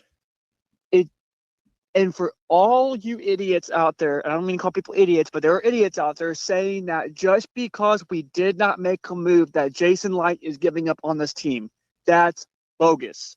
That's BS. Yep. It doesn't make sense. It doesn't make sense to make a move when you know when you know guys are coming back. Now, granted, it was disappointing to hear that from Greg Auman that Bucky Irving or Godwin did not show up at all today and haven't been seen in weeks. So I don't know what's going on with that. Maybe they show up this week. Probably not. It seems like you won't get them up against the Patriots. So I don't know, but they were not there today in practice. They were nowhere to be found. So I don't know if these injuries are still longer than what we know. But I want to add this. It doesn't make sense to make a draft to make a trade when number one, you're in good position. You got guys coming back. And number two, don't strap your franchise to number one, just get a rental. And number two, it just doesn't make sense. It doesn't make sense because you don't know how much you're going to have to pay them. And look, you're not going to trade draft capital for a rental. Exactly. You're not doing that. That's not what you do. That's not what Jason Licht does. And I know there's people out there who want to do that, and I'm all for going all in. But really, honestly, I'm going to ask Bucs fans out there, the Bucs fans, realtor David Zuzman, who did you want the Bucs to trade for at the end of the day? You wanted Sauce Gardner? Emeka Buka called, and he said he toasted and roasted him at Raymond James Stadium. So he may not necessarily be a great corner. I get it, he's talented, but 2 first-round picks, that's going to hurt your future. You got to have a future here. You got to have future players. So I guess I'll ask Bucs fans that were disenchanted, if you will, of what Jason Licht did. Who would you have traded for? Put that in the box. Call me on the line, 727-255-0391. Go ahead, Alex. And listen.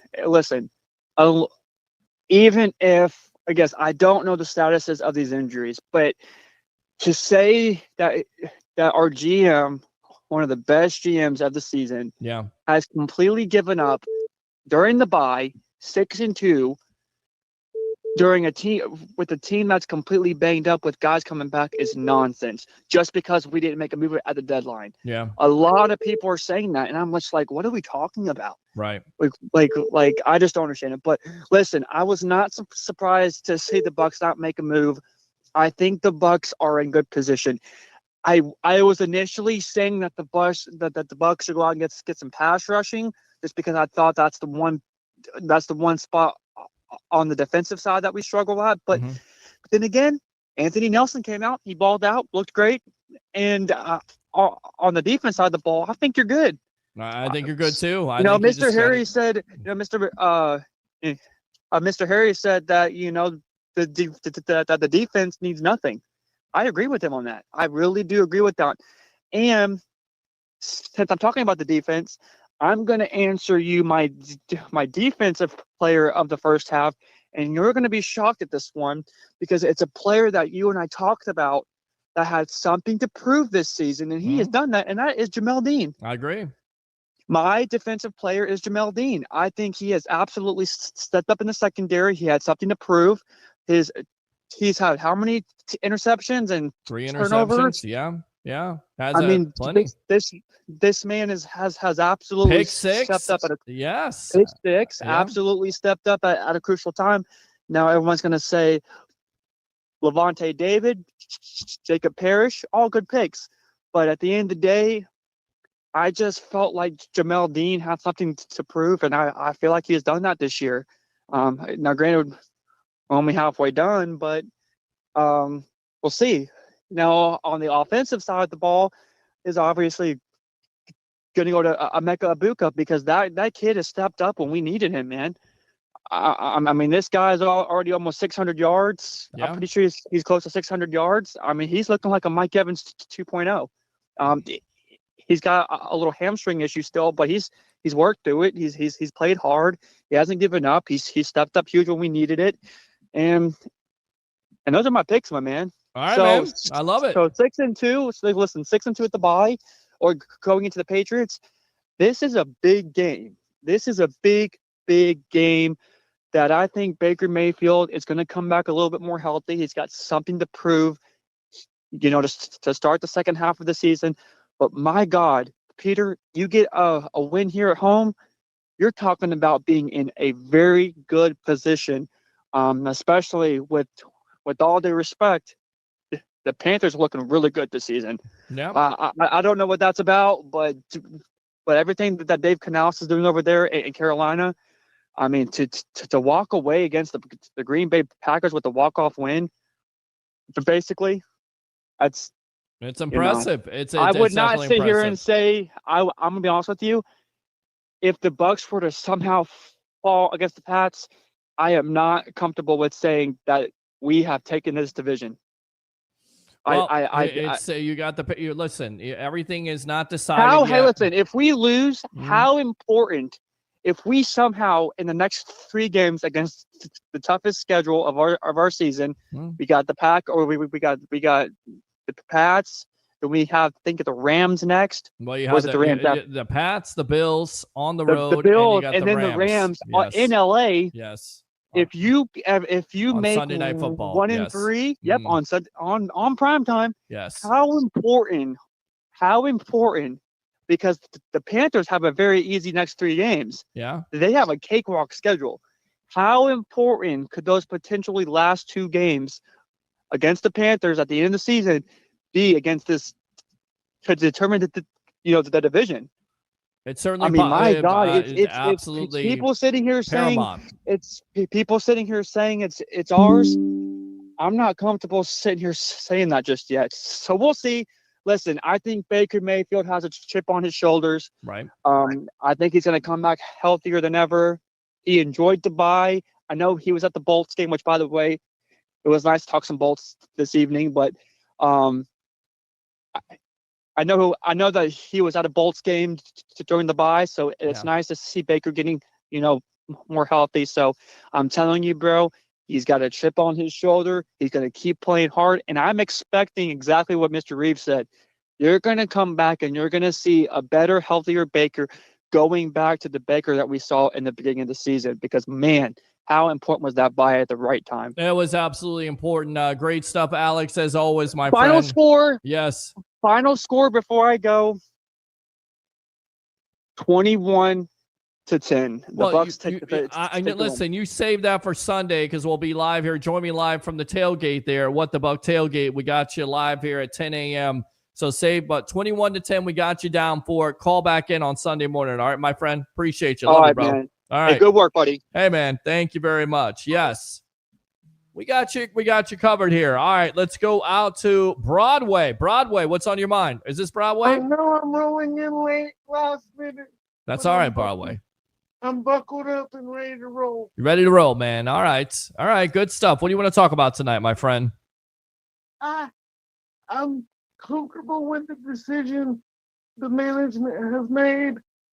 Like I've said for many, many months, and like you've heard me say, I am very, very happy with Jason Licht and Todd Bowles. I think they made a great decision on not trading draft capital, and I'm very comfortable with where we are at. So you wouldn't have made any big moves for Sauce Gardner or Quentin Williams or anything like that at all? No, because it's going to cost us. Yep. But it's not only going to cost you money, it's going to cost you draft capital. And we know that Jason Licht doesn't like to give up the picks. And I get that. I understand it because a lot of these picks have been productive, very productive. Again, anybody denying this is not looking at it from the standpoint of, again, what this organization is based off of and what Jason Licht is all about. And Antoine Winfield Jr., Hackey Smith, and like Alex said, Jamel Dean. Yep. Third round pick. Levante David. Yep. Well, he wasn't. Levante wasn't a pick for him, but he was a second round pick. But he wasn't a pick for. He wasn't a pick for Jason Licht. But you're exactly right. Tyke Smith, third round pick. Antoine Winfield, second round pick. Luke Gedeke, second round pick. Jalen McMillan, Bucky Irving. The late premium picks there. That's the reason why you don't trade them for those players around the league in the first place. Broadway, what else? And we have offense. Rashad White. But like you said, Bucky Irving. Yep. And Baker Mayfield and several others. Emeka Ibuka is a track star, in my opinion. He can run the ball and catch just like Mike Evans. Yeah. And I think we've got a good chance. Do I think we're going to lose the games? Yes. But I don't think we're going to be in trouble. All right. I think good. We're going to make it to the playoffs. I like it, Broadway. One game at a time. Sunday morning on the Evolution. All right. On Sunday morning. Let's go. Bucs. Yeah, that's how you finish it off. Wait up, little boy. Wait up. Shake and bake. Absolutely. It's exciting. It is exciting, Todd. Fire the cannon. Open phone line 727-255-0391. It's 727-255-0391.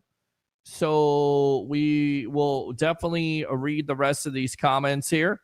And then we will get out for the night. Let's go out to Joe Sway. Joe Sway, using your second call. What's on your mind? You just reminded me that I'm going to work this Bucs game coming up on Sunday. Nice. So maybe, hey, if I see you, just give me 2 minutes. I'll sit down with 2 minutes before you. How about it? If you come out to the tailgate on Sunday morning from What the Buck, you get out there, I'll give you 2 minutes. How about that? I think my shift starts at like 10 a.m. Oh. So I will definitely try to find you before I have to clock in. So all right. You got it. All right, my friend. I appreciate you. All right. So I'm gonna, I'm gonna change the vibe a little bit. Of course. Oh, shout out to TJ Reeves. Okay. Is he not great or now, what? I love his voice. I wish that, he has a perfect voice for like radio, talk, like podcasting. Like he is it. Yeah, man. He's a Nothing But Bucks podcast. Check that out. And he also is a sideline reporter for the Tampa Bay Buccaneers. He's another reason why you become a Bucks fan. And if you can't, listen to the TV, which, sometimes the announcers there are nonsensical. You switch to the radio side there on 98 Rock. Well, that's what, a lot of us here in Tampa, that's what we do.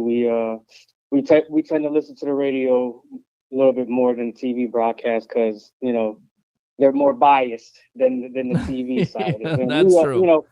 we all know about that. We So all anyway, know. Yes, we do. Yes, sir. So I wanted to get to this. I don't want to be too long-winded. So World Series, right? We're gonna go back to this one more time. Go back to So, it. Yes.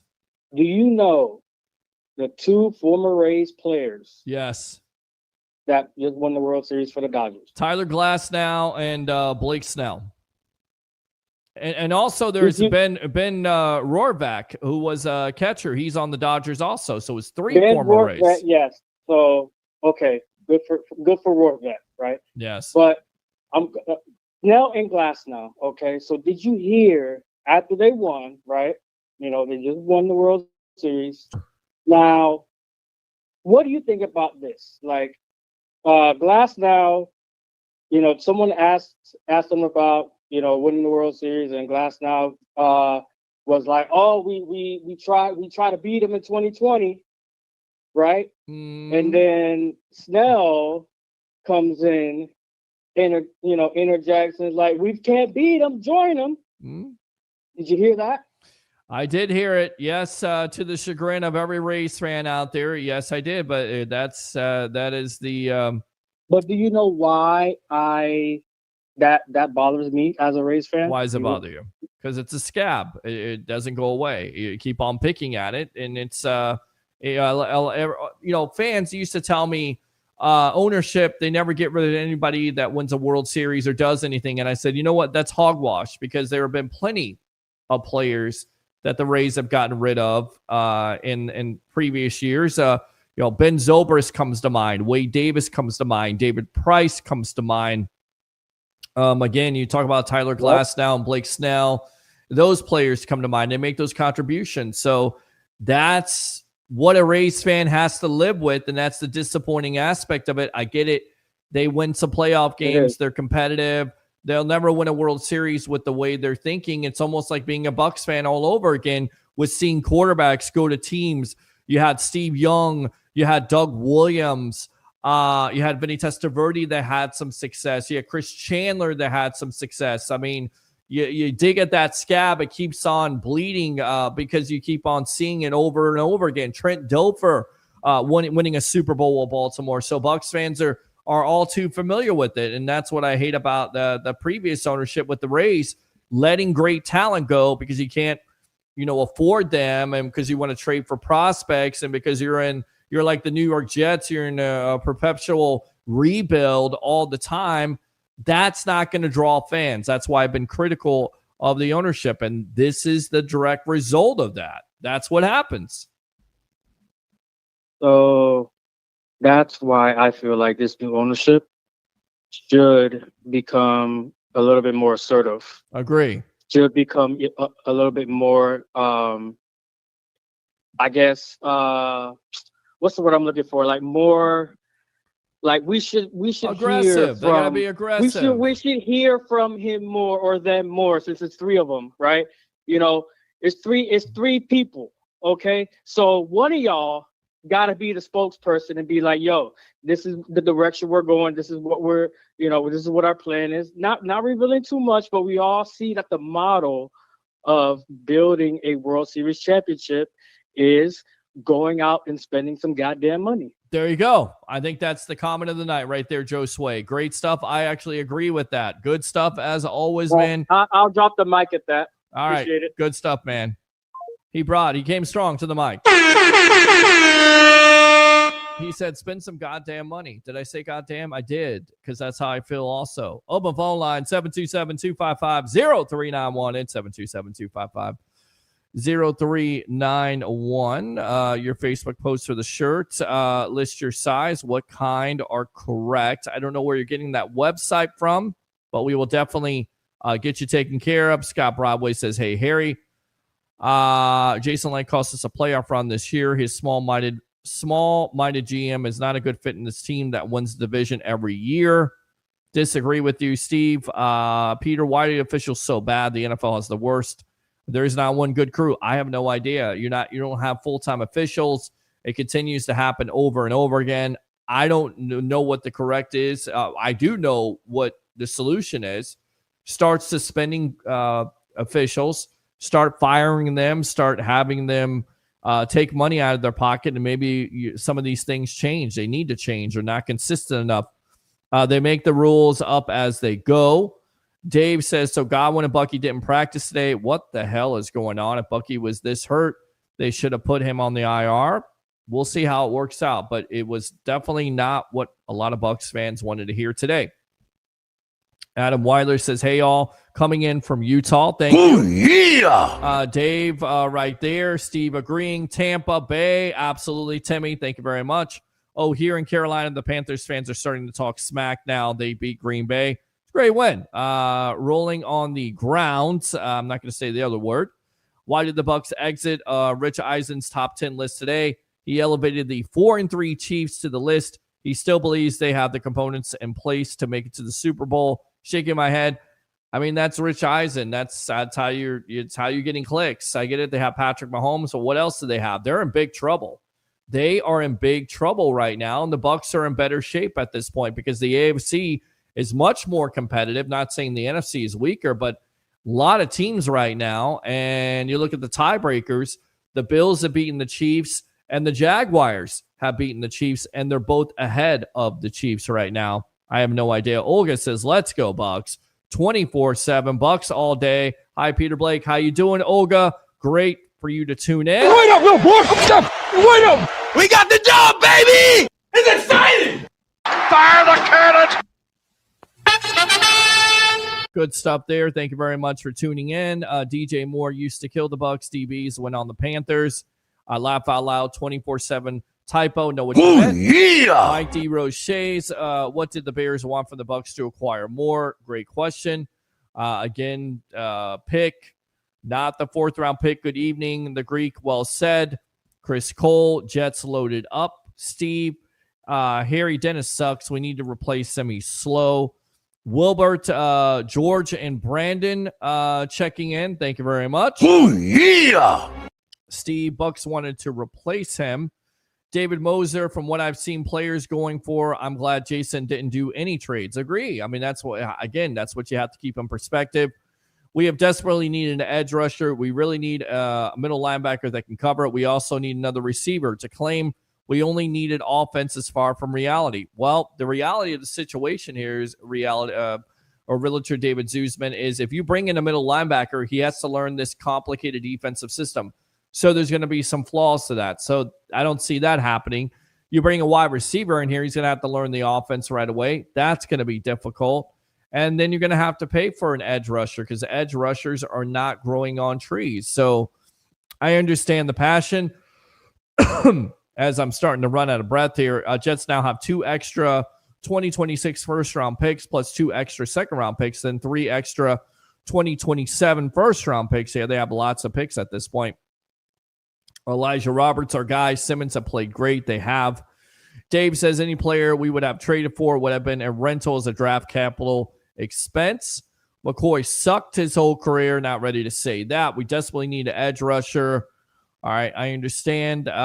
Jets loaded up for what? Their MO for 25 years is to load up on first and seconds and then trade them for high draft picks. Who is Woody Stevens trying to portray? Hugh Culverhouse. I think he's talking about Woody. I can't remember his name. Woody Stevenson, even a worse announcer.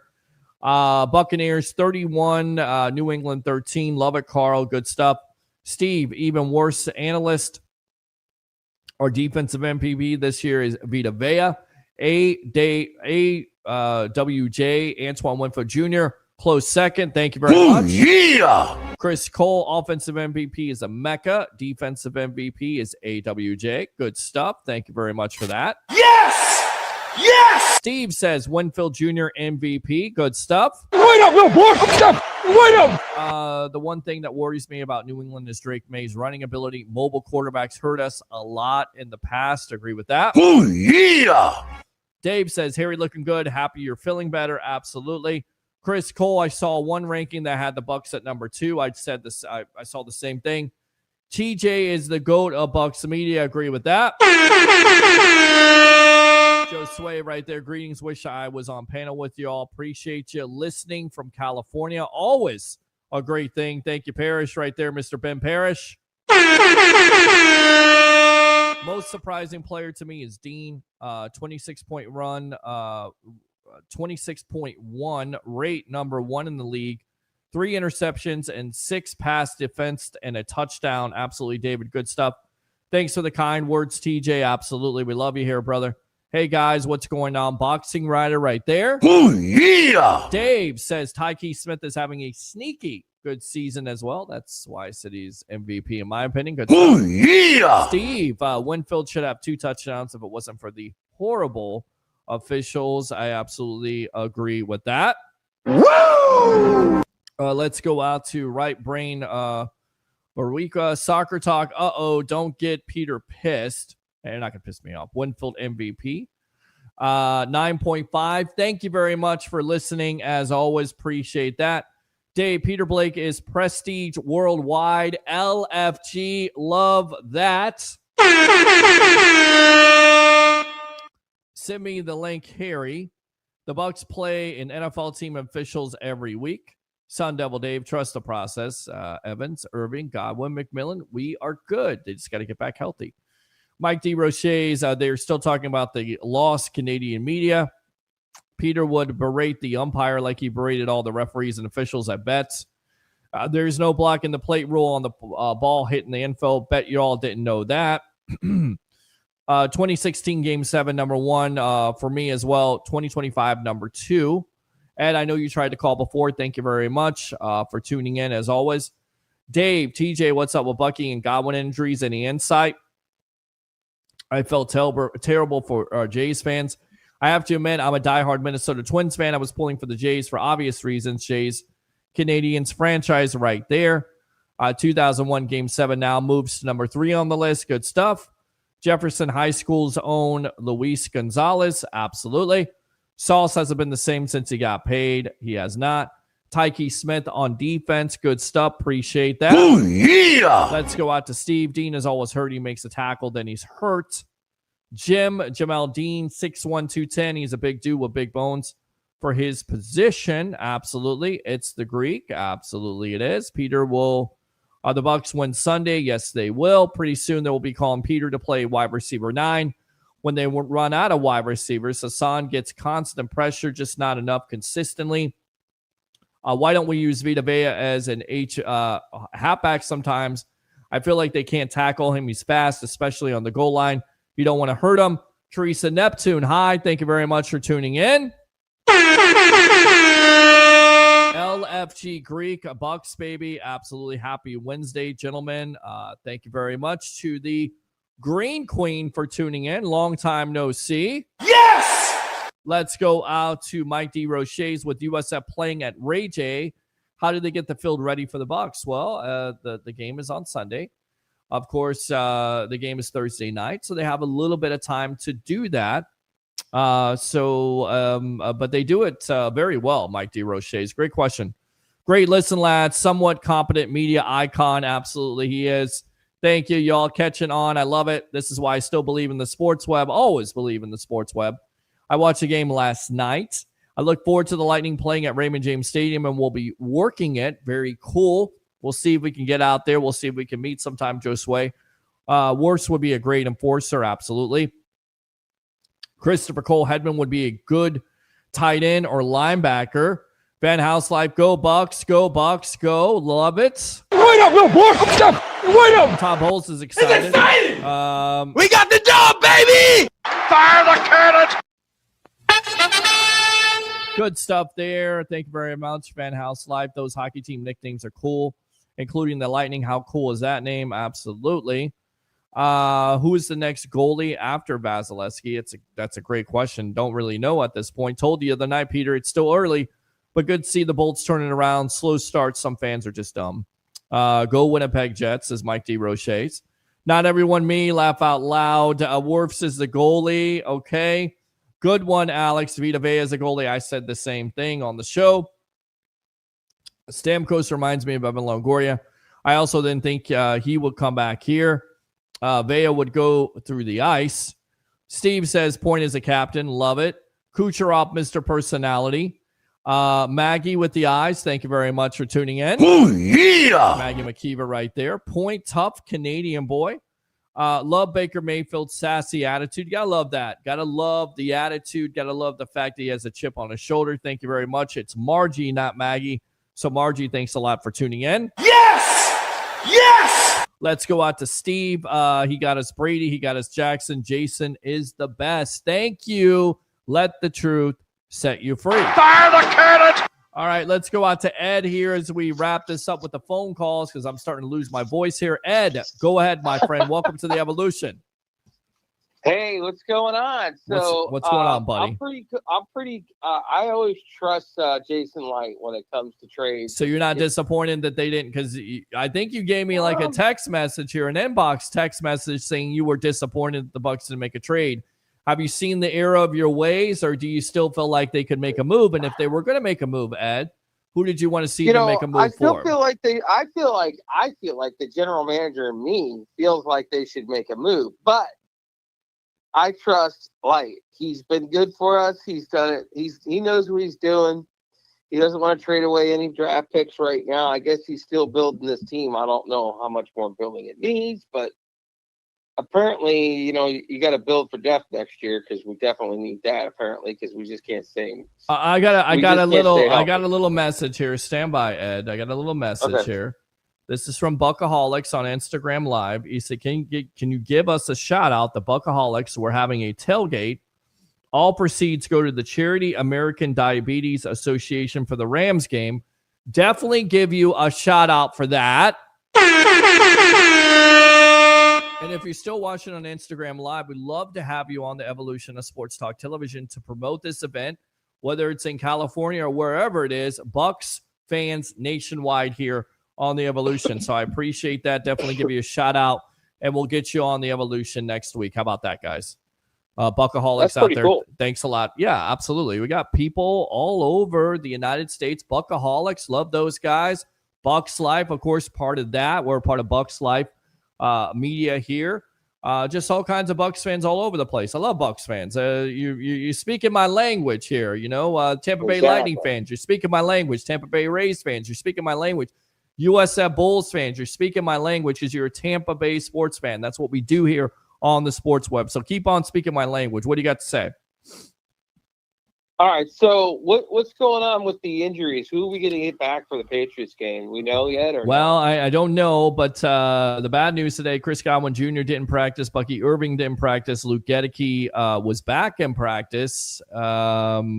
So we'll see by Friday. By Friday, we should know something if they're going to play or not. If they're not in practice by Friday, then I don't expect them to play. I would be very, very surprised if they played in that game. And I know a lot of people are anticipating at least Bucky Irving coming back because he's missed the last 4 games. Chris Godwin Jr. doesn't look like he's going to come back, but we'll see. We'll see how it goes.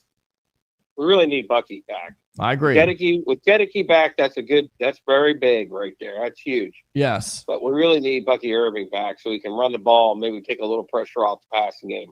Yes. All right, you sound pretty tired, so I'm gonna let you go. I Have a am. great night. Thank you, man. I appreciate it. Yes, I'm a little bit tired. I ran out of my vitamin water. I've been going over 2 hours at this point. I went over, so I thank you guys for tuning in with me. So good stuff there.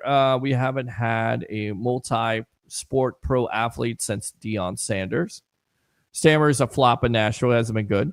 I've been to Panthers and Lightning games to see my Blackhawks. Better atmosphere in Tampa than Sunrise. Very good. Appreciate that. Let's go out to this guy. Damn it, Jim, what the hell is the matter with you? I got a feeling you're going to give me the good, bad, and ugly from Jim, the way Jim sees it, right? Is that our segment right now? Go ahead. Give it to me. Yeah, I really did no research. Let's see. Good. Well, Coach said that people are working on getting their health back, Coach Bowles, so they can play. Okay. And but he don't really have people practicing, so hopefully we get somebody back, at least one player. Yeah, it'd be nice if Luke Gedeke came back as your right tackle. That would solidify your line a little bit, wouldn't it? Yeah, that's good. Yeah. So, and I wanted to tell you to wake up. Let's see, we got good, we go bad. I know bad. What's my bad? fantasy quarterback. What's his name? Washington Redskins. Oh, Jaden Daniels, that was Jaden bad. Now you Daniels, can put yeah, that. You can put he that ended up as getting hurt, ugly. and everybody saying maybe it was a coaching decision. He should have been out. But well, even the coach said that he didn't think that was the right decision. I mean, when the coach goes back to it, I don't think he's trying to save face. I think it's a bad decision. And Right. it's a decision for your yeah. franchise. That's your franchise quarterback, and you have him out there up 21 or down 21 points with no chance to win. It doesn't make any sense to me. It doesn't. yeah, the rumor mill was talking about his mom was trying to sue the defensive player. I Yeah. don't know how you would do that, but that's Yeah, I love crazy. mom. Mom, I think that's more clickbait, but you gotta love mom. Mom is looking out for her son, so you gotta love that, especially when my Yeah. mom's tuning in right now. Love He you, was mom. at the game that day. His mom. So. His mom's always there. He's very supportive. So All right, ugly. I guess we still talk about because I didn't really do no research today. Talk about these referees need to get better. yeah. So that's all I got for ugly. And man, get you some rest. And I worked third shift. I heard TJ talking about third shift. the dude Yeah, out we were in talking about the Canada. night shift there from the Commodores. Yeah. Yeah, so Sweet time. I'm a night shifter too. All So. night on the night shift. Yeah, I can sing a little bit. Yeah, I'm a Night night shift. shifter too. So some people say that's bad business, but Well, I listen, always man, like the night shift. hang in there. Hope this show keeps you awake because I know what it's like to work the night shift, Jim. All right. I appreciate All you, right, bro. man. Have a good one. All right, let's go out to Jeremy here. I believe this is Jeremy. Well, we lost Jeremy. Let's go out to. I'm going to take as many phone calls as I can. I don't want to lose my voice because I got USF tomorrow night, and I gotta go to work tomorrow. So I gotta. Yes, welcome to the Evolution. What's your name? Where you're calling from? Is this Jeremy? Yes, sir. What's going on, Peter? How you doing, brother? I'm doing okay, man. I'm getting ready to end the show here in just a little bit, but the questions of the night: your offensive MVP, your defensive MVP, your most improved player, and your most disappointing player. Mid-season awards for your Tampa Bay Buccaneers. But how do we start off this show when you come on the Sports Web? What do we do, my friend? Say it. Bring the passion. Bring the excitement. Just don't bring no nonsense. Yes. So winner, chicken. All right, my friend. What's on your mind? Not much, man. Hey, bye week's over. Fight back to Buccaneers football. It's like we're getting healthier. Gecky's looking like he's gonna be in play. Hopefully Sunday night, definitely next week. Still waiting on Bucky and Godwin. Both said they're both running, so I guess that's a positive. We'll take it, I guess. Very But- big time positive. Yes. No, absolutely. I mean, for the most part, hopefully Baker's ready to go, which I think he is, because he was pretty banged up the last couple of games. We can all agree to disagree on that, but hopefully now with a bye week rest, he'll be all full throttle because this NFC conference is wide open. It's there for the taking, no matter who it is. Yeah. Tough three game stretch coming up.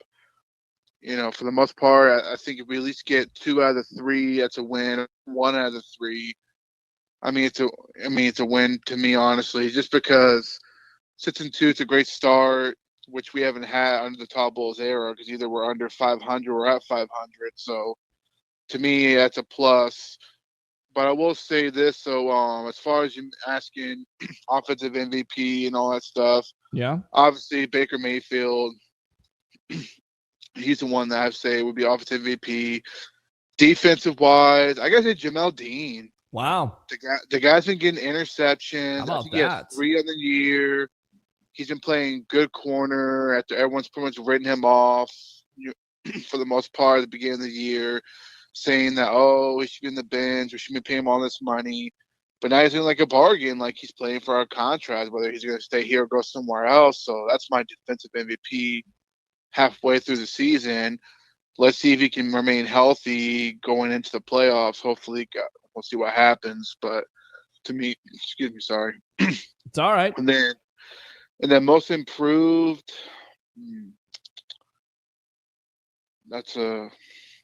Dean would have been a good candidate, but I say he's the MVP, honestly, because they had turnovers. Well, But you could say both. You could say he's the most Yeah, I mean, improved, and if you want, or somebody else on this team. I'll tell you what. How about Anton Winfield Jr. most improved from Okay. injury plague last year? Good. Okay. To where he's staying healthy. Now he's making plays. He started coming on before the bye week. So I'll say most improved. Not that he had a bad year last year, but injury played to where he couldn't play to the best of his ability. And now he's playing at all-pro level again with Taki Smith as his tag team partner. I think he finally has a safety that's actually playing the same level as him. No disrespect to Jordan Whitehead. Right. And the others from the past, but to me, I feel Winfield's probably the most improved as far as that goes. As far as regress, and I think you might agree with me on this, excuse me, I say Graham Barton. Graham Barton has been struggling. Even though he did play pretty good left tackle, switching positions, which can always be a lot of distracting, a lot of regression sometimes. But he played pretty well there. But when he went back to center, he's struggling. Yeah, he's not playing well. He's definitely the weaker part of this line. Has not played well in the last couple of games. So yeah. I agree with that. I definitely agree. Again, I said Hassan Reddick. I think he's been the most disappointing, but you could definitely say Graham Barton from the year that he had last year. A lot of expectations coming into your second year to eliminate some of those rookie mistakes. And it's been rough. It's definitely been one of the reasons why this offensive line has been beat up. Absolutely agree with that. But, however, though, there's still time for him to get better. Hopefully during the bye week, he's watched the tape, watch his play, which I'm pretty sure most players do that. That's what great players do. They go back and look over what they've done so far. And it's not too late. Maybe he might improve the rest of the season. We never know. But now with Luke Gedeke being back at right tackle, that could be a big, huge help for Graham Barton as well, even though he's used to Cody Ma being next to him in the right guard position. But we went to this is our fifth guard starting this whole season. Yeah. So now we don't even know who's going to start. It could be Michael Jordan. It could be Dan Feeney. It could be Haggard, one of the three. So that could be kind of frustrating, confusing as a center, if you ask me, because you're so used to one person on the right side, and now here you are not knowing the rest of the way who's it going to be. But hopefully whoever it is will step up and protect Baker Mayfield, open holes for the running game. Because that's where I feel like we were missing before the bye week is running the football like excellent, like we did last year. Yeah, it was definitely a better running game than he had last year. I know the offensive line has been banged up. You haven't had Bucky Irving for the last 4 games, so hopefully you get him back soon. It struggled. It's going to be tough. It's going to be tough rolling and tough sledding because this Patriots team is number 1 when it comes to defending the run. So, Harry thinks it's going to be 31-13. I'm not sure, but I definitely think if TJ is correct on this, that Baker Mayfield will be back to his old self. All right, what else, my friend? No, I will also say, be on the lookout for Emeka Egbuka, because obviously he's wide receiver 1 the rest of the way until the playoffs, depending on Mike, McMillan, Godwin, whenever he returns. Yeah. And I just want to give a shout out to Jason Licht again for taking Emeka Egbuka at the first round, where a lot of fans weren't too happy with it, Well, maybe not happy, but they were kind of like shocked, like, okay, we took a receiver, but now it's looking like a bargain for the most part because now he's receiver 1, obviously. Yeah. Tez Johnson could be receiver 2 at this point. And I will say, as far as the trade deadline, I want to throw that in there, fans need to relax. I know they wanted a bit splash. That's what these other teams are doing. But we all know if you're a real Bucs fan, that's not the Jason Licht way. Nope. Jason Licht plays it safe, sits with his draft picks. He'll go pick up something off the street. Like, for example, Simmons at D tackle, defensive end, playing at Vita Vea. Yeah. A big guy came out of nowhere from the practice squad. We had no idea who he was. I didn't know who he was. I didn't know who he was either, and he's performed well. Absolutely. Dude, I looked him up, and I was like, wow, this is a big guy. This could be something huge. And sure enough, he's playing pretty damn well. So shout out to him. Yep.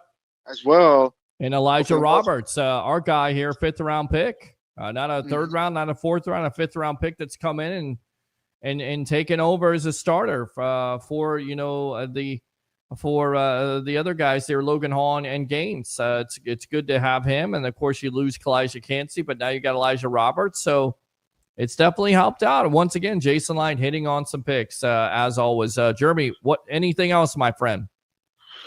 No, thank you for your time, Peter. I know it's getting late. I'll be at the game Sunday, so I'll be rooting for them. I managed to get a ticket at a pretty reasonable price. Nice. Charging on Ticketmaster, so I'll be there cheering on, man. And like I said, plenty of football left. Hopefully I see you Sunday. If not, man, I know I'll see you soon, brother. You take care. Yeah, brother. So go come on to the What the Buck tailgate. We'll be on about 10 o'clock. We'll get you ready there. Bucs fans, this is your opportunity to say what you want to say as a Bucs fan. Get out there.